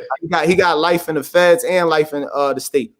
Damn. You know what I'm saying? So the thing is they, get, first of all, he a big dog. He a very, very big dog in the state because the state don't have a lot of people like him. The feds do. You know what I'm saying? Right. So they looking at the state, looking at it like it's like a championship trophy. Right. The key is to get that situated and then move on to the feds and get that situated, inshallah. So once they put them titles on you and them images and stuff like that, it's hard, man. It's hard, but he fighting, man. And he's a strong dude, different. Pray for your uncle, man. Very smart, very intelligent. You feel what I'm saying? He ain't just the average Joe that was in the streets or whatever like that. The nigga went to Temple, was ready to go. He could have went to the league if he didn't start having kids and stuff like that. Very, very smart. You feel what I'm saying? D1 college, all he was a different type of person. Still to this day. That's crazy. That's crazy. Yeah. That's crazy. So if your uncle need anything from our podcast, bro, because we picking up out here in New York, like if you need anything, send us something. Y'all had Mello on here recently? Nah, niggas about to have him. Oh, okay, that's my guy. Before he got to the Blazers, we was hanging out in Pagola. That's my dog right there, Mello. Good guy. The homie trained him and shit. The homie trained him, so yeah, man, he's solid dude, man. Like I mess with a lot of ballers, man, but Mello one of the solid ones. Y'all need to get Stack 5 on here, man. That's yo. Yeah, plug that. We need Stack, man. We need the big homie, man. Right there. That's my guy. I seen that, I forgot the term you got. He converted? Yeah, he converted. Yeah. I seen him on Instagram. You was there with him and all that. Yeah, that's my guy. We go back. Me, him, and Chris, we go back. We go back with Brian, Stack, you know what I'm saying? Like a lot of dudes, you know what I'm saying? And it's a blessing, man. Like I said, to still be here in good health. We seen you and matter of fact, before we even go on, my intentions was to shout out Black Rob, man. That was my intentions when I first got on here, but so much stuff transpired. I was trying to figure this internet situation out, man. Shout out to BR, man. My condolences to him and his family, and his friends, man. You know, may Allah protect them and guide them right now and comfort them, man. It's a sad situation, like this world that we in today, man. That's why we just got to tighten up just the way we move. Just the way we move, man. And you know, it's short, man. You never know when God gonna call you back, man. So like, get on your job, man, and start moving correctly. You feel what I'm saying? Right. That's a fact. You never know who's gonna call you back, and we all gonna be questioned for everything that we did out here, man. So you know, that's what always had my balance. You know what I'm saying? My religion. You feel like it keep me balanced. You know what I'm saying? At the end of the day, nobody is perfect. You know what I'm saying? But you gotta find that balance, man, because we just be moving reckless out here. And with that mind state and that attitude and believing everything the streets got to offer and the streets is the way and this is it at the end of the day, is nowhere we go after this, then we gonna be messed up forever, man. You know what I'm saying? Yeah, that shit is a myth, man. What made you be like, yo, I gotta get right. I gotta live the right way. Just the growth. I been Muslim forever. My whole mother's side is Muslim. Okay. My name is Neef Khalil Muhammad. I was born with that name. And of course, when I was young, I wasn't on it the way I'm on it now. And you know, as you grow older, you see things, and it's just with the growth, man. You know what I'm saying? Like, if we doing the same things, and some people are, if we doing the same things we was doing 10 years ago, man, what kind of results you think we're going to have, man? You know what I'm saying? Like, it got to be some growth, and that's why we outgrow friends and different people that we come up with, because some people be on the same type time that we was on 10, 15 years ago. Yeah. How we get anywhere with that? How we gonna get anywhere with that mindset? They told me a long time ago, if you want different results, you got to do different things. Yeah, that's a fact. So I'm saying, like, I know you. I'm not saying you wasn't serious, but like, what age and what time did you get serious? Like, all right, cool, I gotta really get serious with Allah. Like, I see this shit. Like, I'm not trying to get left. Like, I need to relax right quick and get my spirit right. Like, I don't know the exact year, a month or nothing like that. But as I grew older, I just got more on it as I grew older. But yeah, that's just how it was, man. I mean, Philly, I'm blessed to like be on it now, because you don't want to be upon like nothing else. You know, when God call you back, if you're not doing good, if your heart not pure, if you're not doing good for your kids or your mother and father, like some people, like, and I'm blessed to have certain relationships and be in a certain space, because some people, because the devil be working, you know what I'm saying? Some people are like fighting demons every day. You know what I'm saying? Like, when you see these people like on like Instagram and certain stuff, you know what I'm saying? Like, even with like, I got better with like showing my sins, because that's a deeper sin than just doing the sin, showing publicly. Yeah, that's promoting it, because at the end of the day, you promoting it. Exactly. And you know, people looking at us, they look up to us. Yeah. So majority of the world are followers. Yeah. Facts. But if they see you doing certain things, they're gonna follow it up. Or if they have the same beliefs I do and they see me doing it, that might, turn them or curve them to do something else. So, that's how you gotta look at it, though, man. Like, we got, like y'all said, my bad, not to cut you off, but like y'all said, when y'all was giving me my roses and stuff like that, that's what it's about, man.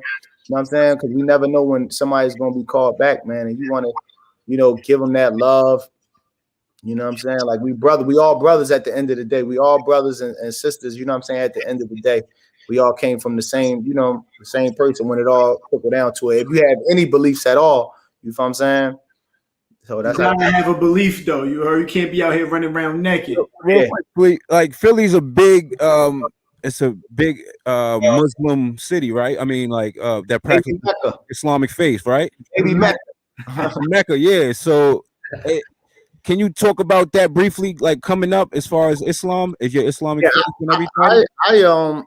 I thank Allah for my Muslim community, because it's like, I seen like one of my sisters, a sister of mine, a Muslim sister of mine, post up today like something about like it's so like she moved to Atlanta, and she was like the thing she missed about Philly is like during the month of Ramadan, because it shows like we just stick together, you feel what I'm saying, as much as possible. Like I say, ain't nobody perfect, you know what I'm saying? And people have their disagreements like anything else, like any other religion and stuff like that. But it's just that that camaraderie, like we sticking together, we praying together, we eating together, we doing things, you know what I'm saying? It's like that tight, that bond, that knit. And she was just saying like it's different, you know what I'm saying? Like she felt by herself. Like she loved Atlanta. She moved there for a lot of certain reasons. Yeah. To help herself and her family and the benefit of black owned businesses and stuff like that. But she was like, that's really what she missed about Philly. You know what I'm saying? Like, even if I had cribs other places, like I have cribs other places, but I'm always have a spot in Philly or whatever like that. And because like at the end of the day, the reminder benefits the believer. And what I mean by that is if I'm around somebody that's praying every day, I'm gonna feel crazy not to pray. Right. That's like you you getting money. I mean, your man ain't getting no money, but you feel crazy not to put him, like you look. Yeah. You know what I'm saying? So the reminder benefits the believer. So you try to be around people that's on what you want, because it's gonna make everything easier. Yeah, no, but that's with anything. That's absolutely. Even like, like I play professional basketball overseas, so it's like I try to put myself around everybody that's chasing that dream. If you working out, if you chasing the same dream, if you doing it with the same intensity, we could rock out all day. You know what I'm saying? But if you're not on that, not playing no 21. If you're not on that, we not going to the park just to hoop. Like if you're not on that, I can't be around you like that. I'll see you when I see you. You know what I'm saying? It ain't gonna make you better. It ain't gonna make you better. At the end of the day, that's what it's about, man. It's like being around people that has your best interest, that want to see you be successful and healthy, and just want to see you win at the end of the day. And that's gonna make you better. Whether it's your companion or your wife, whoever it is. Like if they ain't like on that type time, man, love them from a distance. We got a curve. Yeah, that's a fact. So I even see that with your religion. Like even when people say negative stuff about you, Neef, I never hear you reply to them, bro. You never even reply to them. Like, yeah, because that's my beliefs. And somebody told me recently, one of my homies was telling me recently how like much I grown like that, because I used to be a little hothead and like entertaining. You still reply to them, no, and then get it lit. But I'm like, no, I can't do that, man. At the end of the day, because it's certain people, like I'm who I am, and it's like it's certain people that I look up to, and that I honor their opinion, and OGs that watch me come up to like carry myself and conduct myself in a certain manner. They would be very disappointed at me entertaining certain stuff because I am who I am. Like it's like a person might like say something about just anything. Like I know who I am, and like far as like it's not much that the average Joe on a computer tell me nothing about the streets or been through what I've been in them streets or whatever. Like I can't go back and forth with somebody that I don't know about things that transpired in the streets with me. Like, you feel what I'm saying? Yeah. Right. It's like they would never understand it. They never been in my shoes. They, you know what I'm saying? Like, and still to this day, like my name is good with who it need to be good with. You feel what I'm saying? Right. People that matter.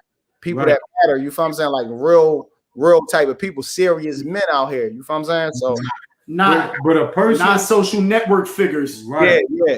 That's been in your shoes or walked a similar path isn't gonna necessarily call you out online about that or even bring it up. Like whatever's happened in your past, it's happened with those people, and that's where it stays at. You know what I'm saying?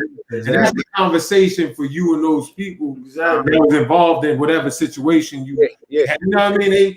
I feel you. I definitely it's a different time. So it's like this internet give a lot of people opinions that really wouldn't have one in the real world. Cloud is like crack. Yeah, so it's just like, and that's just people like, and because you got some people that's in my position are in a better financial position or with a bigger audience that will entertain them. Yeah. But it's like when you don't got an insecure bone in your body and you just know who you are and you know what you stand for, like it's really hard to like, you know what I'm saying? You can't really like rattle me or whatever like that. When you just know who you are and you just know what you stand on, it don't bother you nothing. Like, you know what I'm saying? Nah, it's a super fact. Yo, Neef, you really solid, bro. I really appreciate all this shit, bro. Oh man. So all right, cool. You go in to the record label and you hear this shit breaking up. How you feel, bro? Like, god damn, cuz. It was different, man. Well. How old was you? It wasn't really too different because remember we did another album with Jay by himself when he was the president of Def Jam. Yeah. When they split ways. So it was fire too. You talking about the Run DMC when y'all did the that shit was fire too. Yeah, the brothers from another album or whatever. And we just got caught up in the limbo in that. Like a lot that was after the breakup though, right? Yeah, it was like after the breakup, and we just got caught up with Jay transitioning and being the president of Def Jam, having literally like 100 artists that he had to deal with, and he had to try to make everybody happy with making Def Jam happy and Roc-A-Fella artists. From Roc-A-Fella having a staff from the time they started to not having their own staff now you're relying on Def Jam for everything. Right. And I think we just got caught up in the limbo of the transition. You know what I'm saying? Did y'all get to choose though? Like, I don't think that album was better than Tough Love, but it was a good album and it could have been. That album was still tough, bro. That shit was fire. More successful, but it wasn't a Did y'all get to choose though? Like, yo, now I want to go with Dame, I want to go with Hove. Like, it wasn't a choose situation because like we all know, at that time and before, Dame was getting involved into movies and clothing, and he was just doing so much liquor. He was all over the place as far as his hustling or whatever. And Hove was more secure. And Jay was, he had a new position. This is what he was doing. We was on I'm not sure. Matter of fact, we was on Rock the Mic tour, and he brung me, Chris, Bleak, Freeway. I'm not sure if Petey was there or not. Beans was locked up around that time. Yeah, Beans was locked. And he pulled us back in his dressing room before we went out on stage, and he was like, "Yo, I'm about to make a move. I want y'all to be a part of my decision." And we already knew what that was or whatever. So it was like a no-brainer. Dame really wasn't on the music when he excuse me. Let me break my fast, y'all. 1 second. Yeah, no, you good. You good, beloved. This is crazy, HOTSEAThaas. We getting some real good stories, beloved. Right. Beloved. That's a fact. No, we really are. Very.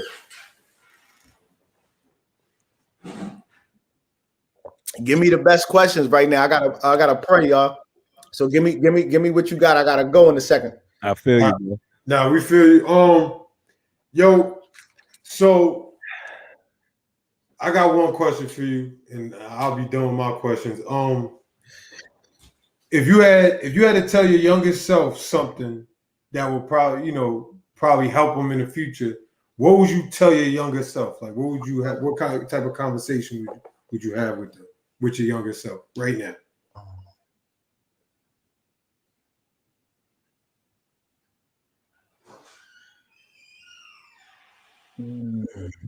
I would tell my younger self to I would definitely tell him to get closer to your Lord now. Right. Definitely tell myself to get closer to your Lord now, and take advantage of every opportunity. Right. Take advantage of every opportunity. Don't leave basically don't leave no energy. You know what I'm saying? Like give it all, man. Like put it all out there, man, because you years from now you're gonna look back and say I woulda, I coulda. You know what I'm saying? Right. So just get closer to your Lord, man. Take advantage of every opportunity and try to be consistent, you know what I'm saying, at what you want to do, and just trust the process. No, that's fine, man. I got two more. Yo, so what was the energy like when Dipset came through? Y'all, y'all was like, yeah, nah, these niggas is bugging. It was funny for some people, but me and Chris was cool. We was good with everybody. We had Cam and Jewels on our first album, so that shows you that. Yeah, we looked at it like they're part of the family. They got fans, and we need to tap into they crowd, into their circle. So they on our album, Cam and Jewels or whatever. But it was rocky for some people. Some people ain't like the way they was moving or whatever. But we was getting what we was getting. We wasn't worried. We wasn't watching their pockets. We was getting what we was getting. So never like that. You know what I'm saying? We was worried about our plate at the table. That's a super fact. So if you because I know you say you got to do the fast. Neef, I definitely appreciate this shit. I know we all appreciate this shit. We ain't gonna keep you long. Thanks for having me, man. I really appreciate y'all. Like I said, follow me on Instagram, Twitter, and all that at Neef_Buck. We started up the record company, Forever Music Records. Y'all follow that on Instagram. Is Forever Music Records _. The clothing line is foreverdome.com. The Instagram is Forever Do Me Clothing. My artist Kelso, fire, got that record out right now called Trap Symphony. Make sure y'all go look that up. It's on iTunes, Google Play, Spotify, and all that. The video is out right now on YouTube. His name is Kelso. The record is called Trap Symphony. Follow him on Instagram. Is Kelso Coolin. His YouTube is Kelso Forever. We got a new record we dropping sometime in like the 23rd of this month, like next week. It's called Usual. So just be looking out, man. We just grinding. So make sure y'all follow us on all them platforms and be looking out. And as far as me, like still doing shows, still touring and whatever. And you never know when I'm gonna do another project. So yeah, I'm just we need that new Neef. Neef, one more. Go ahead. My bad. Game of Thrones. You got everybody on that. Everybody stay properly on it. Yeah, how'd you bring that together, man? That's a body. Well, I always been like who I've been, man. So like everybody got state property. We all brothers, but we all like sometimes Freeway and Beans might be closer than me and Beans 1 month, and sometimes me and Beans might be closer than Freeway and Chris. It's just like that with brothers. You know what I'm saying? Yeah, brother shit. Whatever, you know what I'm saying? So I always had a good rapport with my crew. I'm talking about this after, of course, the beginning when it was rocky, whatever. But I am who I am, and people know who I am or whatever. And far as like me, just what I want for myself, I want for my brother. It's me just being a good dude. You know what I'm saying, with a pure heart, man, and just wanting to see everybody win and being there for each other, whatever like that. Yeah. So I had the opportunity to get everybody on one record, which I don't even know if it is a state property record with everybody on it. I don't know. I can't remember. I can't recall if I'm talking about one record. Yeah, that had everybody on it. Every single person on there. It always was something. Either somebody locked up or somebody like. It's never been like the whole record. So I just got everybody. I had Sparks and Petey at the same time in there.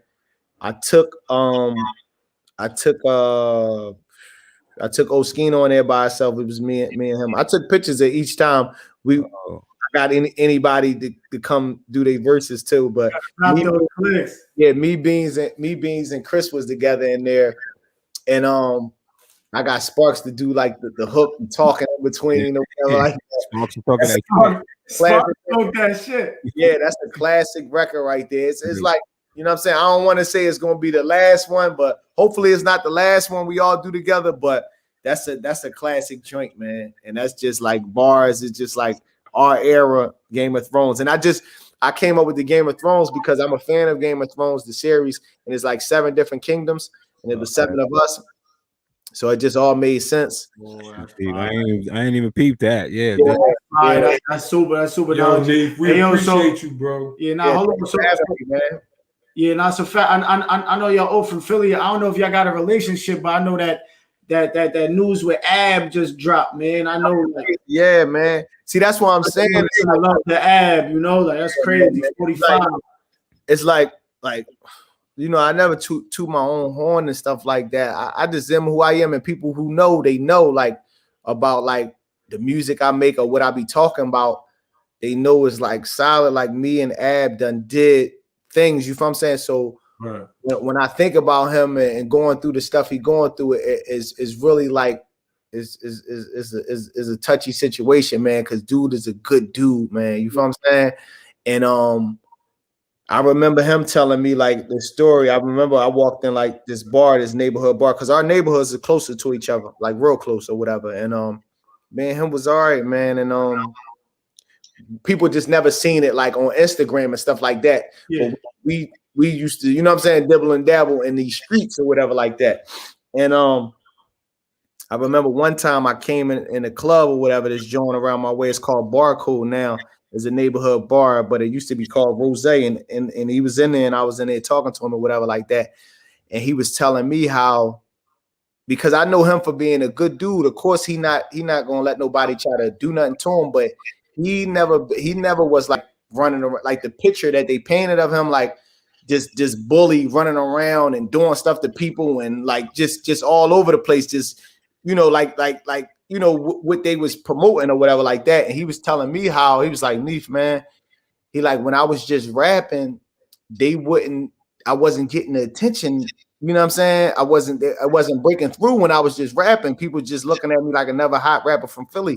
He said, when I just start acting crazy and I'm gonna do this and pulling out gun and there's all this like this, like the 50 Cent energy. When he was like, the views went up. He's like, it's just like, he said everything is crazy.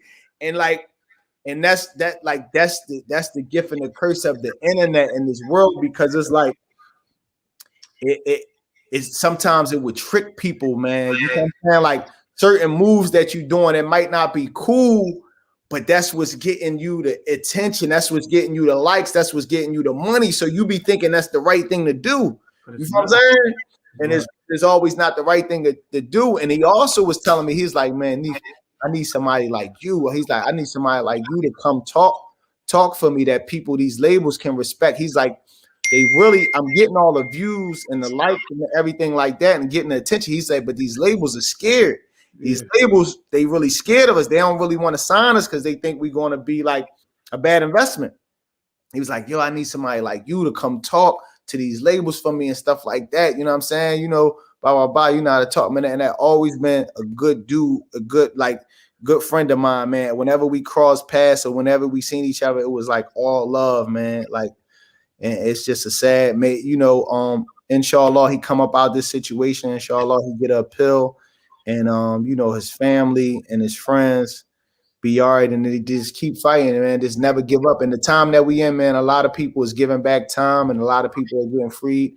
So, you know, just keep fighting, man, at the end of the day. But me and dude, you know what I'm saying? Like, that's what I'm saying. Like certain stuff, man, you know, just like, you really be out here, man. Like it's different. You got a whole different approach, man. Yeah, exactly. Free ab. Yo, it's one more thing before this shit is one more thing before we get out of here. I like to say something, and then Zay gonna give you your roses, Haas gonna give you your roses. Just something that we like to do. So if electricity shut off tomorrow, bro, and the laptop was gone, and this was your last interview, God forbid, Allah forbid, you feel me? Who would you tell people if somebody's seen this interview? Who would you want to know? Who would you want people to know who Neef is?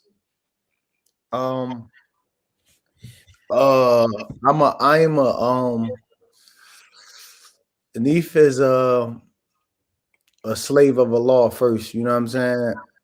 First and foremost, and then you know, I'm a black man that strives to provide for his family, man, and create opportunities for others and give back and have a pure heart and do righteous deeds so I can make it, you know, to paradise one day. I dig that. That's fine. That's solid. Yo, you know, we're gonna wrap this up, Neef. We appreciate you, bro. You know, I appreciate your time, your transparency, your honesty, the way you walk, you know what I'm saying, the way you carry yourself, because you carry yourself as, you know, these youngins can look up to. Because, you know, like you said, you had some mistakes in your past, but you bounce back from it. It's not what you do, it's how you bounce back from things. You know what I'm saying? That's how you finish. Right. And you definitely, you know, just like I said, man, we appreciate you. Prayers, you know, and blessings to you. And we're gonna keep, you know, praying for you and hoping that you make it to wherever your goals are and whatever you want in this life and in the next life you get. And that's what we're praying for you. Appreciate y'all, man. Yeah, Neef, I appreciate you, man. I appreciate you coming through during your you know, Ramadan and giving us your time. I think you one of the most passionate members out of State Property, man, as far as your bars, man. You know what I'm saying? And just like, you know, when you said when you hear Young Christian, you don't hear Neef Buck, like shit like that. Like it's there, man. Like, and we're real fans, like, you know what I mean? We ain't jacking no nothing. But once again, beloved talk, I appreciate you, man, Neef. Beloved talk, man. Love and peace, man. Yo, give us a beloved right quick. Beloved. I'll let you, brother. All right, now. Big bro. All right, now. My God. That's what's up, though. We got another one. HOTSEAThaas, how you feeling? Feeling good, beloved. That was a great one. He gave us a lot of good, some real talk. You know, beloved talk. You know, he gave us some real beloved. He gave us some gems, man. On Ramadan. I appreciate, but I think that's kind of big. You know, he took time out of his faith. But he took time during a real sacred time. He broke his fast during the joint. That's word. So it's like it's one of those things where, you know, whoever's watching and us being the host, we gotta appreciate him. We gotta appreciate that because most people would have been like, "Nah, yo, see me after my fast, after I break my fast." Yeah, or I can't do it. Oh, I can't do it. But he even told us like, "Yo, answer, give me your last questions." Yeah, because I'm about to go. Yeah. That's real. You know, that was. Yeah, let's see some people on the check-in. See what anybody on the check-in. Shout out to everybody on the check-in. A lot of people's on the check-in. We see y'all, man. Shout out to Luke, the coach of Pivot. Pivot. We gotta send Neef some of that CMOS, bro. Word, send him some of that CMOS. Get him a pack. We gotta get his information. Then Daryl asked, "What is the biggest?" Great question. That was a great question. We could have definitely swung at it. We had more time. That was a great question. Yeah, but shout out to everybody on the check-in. Appreciate to everybody's participation. Like, comment, and subscribe for your chance to win $100. We still running that. We running that, and we got a dope guest for y'all next week too, man. You gonna reveal it soon, or you gonna just hold it out? Nah, we gonna tell them Thursday. You know, you know how we do. You know the vibes. I'm proud of all of us, man. We started this shit last month, and look at us. We got 5 top heavy hitters. This is the 5th episode, and we ended heavy. Yeah, yo, he says that every episode. Yo, shout out to because we ended heavy. That's because we ended heavy though. Shout out to Bigger Than Basketball. Zay, you want to talk about that real quick? Ready had Clove Lake. Before we tap out, man, shout out to Bigger Than Basketball. Today they had a all-star game out in Clove Lakes Park in Staten Island. Red Trip, Daryl Grady. It was a beautiful event, man. You know, I went over there on behalf of Beloved Talk, on behalf, you know, of our sponsors as well. We dropped off some waters and some Gatorades for the kids, you know, and for everybody that's playing. My man Jarecki, aka G-Eazy, got MVP plus a 40-inch TV. I saw that. Yeah. You know, they was out there hooping, and it's good to see kids still playing. Yeah, basketball. It's good to see they was outside playing. You know what I'm saying? And this summer, hopefully, if things are safely done, we're able to go back outside and get back to the origin of New York City. Because what people don't understand about tourists that come to New York City, they look forward to summer basketball. Yeah, like they want to see that. Even people that don't watch basketball, they like. I said Roc-A. He was like, I want to go to Roc-A. I want to go to Dyke. I want to go to Gersh. You know what I'm saying? I want to do this. I want to do that. And now that Staten Island is coming up, we getting our own little buzz. You know what I'm saying? We had UTL a few years back. You know what I'm saying? We trying to put together Zayday where we can have, you know, in a safe way, a bunch of people out there. Man. Yeah, we working on a couple of surprises, man. You got Boy next to me. He be talking hot. Like we gonna bring the theatrics out. Yeah, we working on a couple of surprises, man. I'm just proud of us, man. We moving real good, man. It's the first month, 5 episodes. First episode, Leroy Reynolds. Second episode, Mac Wilds. Third episode, Hassan Johnson. Fourth episode, Shaheem. Fifth episode, Neef Buck. Legendary state property, Young Gunz.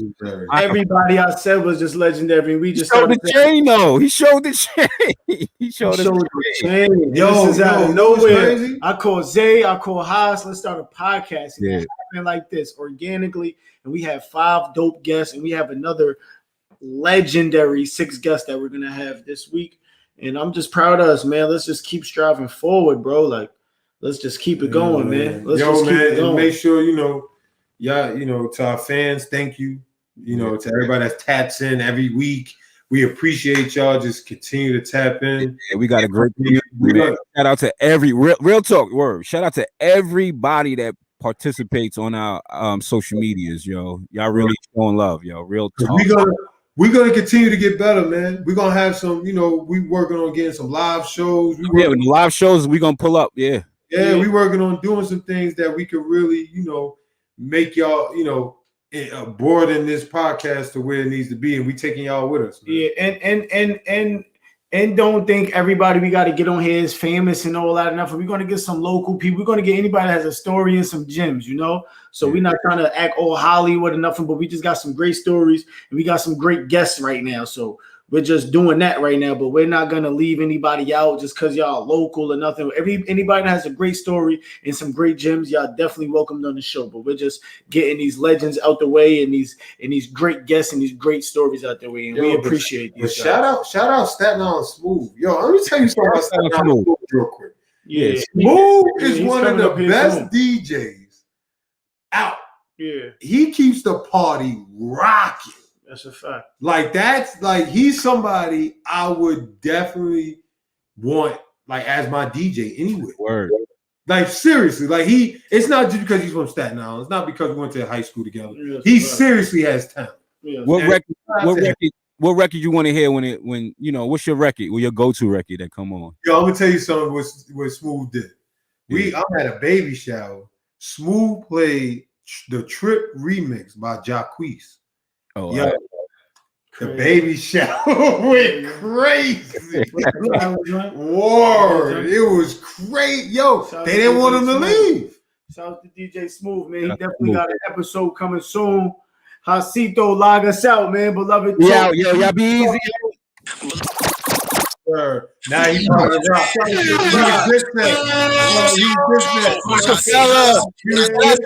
Wilkerson. Beloved Talk Podcast is a podcast of personal development, financial literacy, and community action told through the perspectives of today's premier athletes, musicians, and actors, and anybody that has enjoy it. Let me talk to you. Beloved Talk Podcast. Beloved, let me Beloved. Let me talk to you. Boy, ain't got no rhythm. Let me talk to you. Yo, that was fire though. Yo, we out of here, man. Y'all be good, yo. Yes, sir. Wait a who's there? Peace out, y'all. Yes, sir.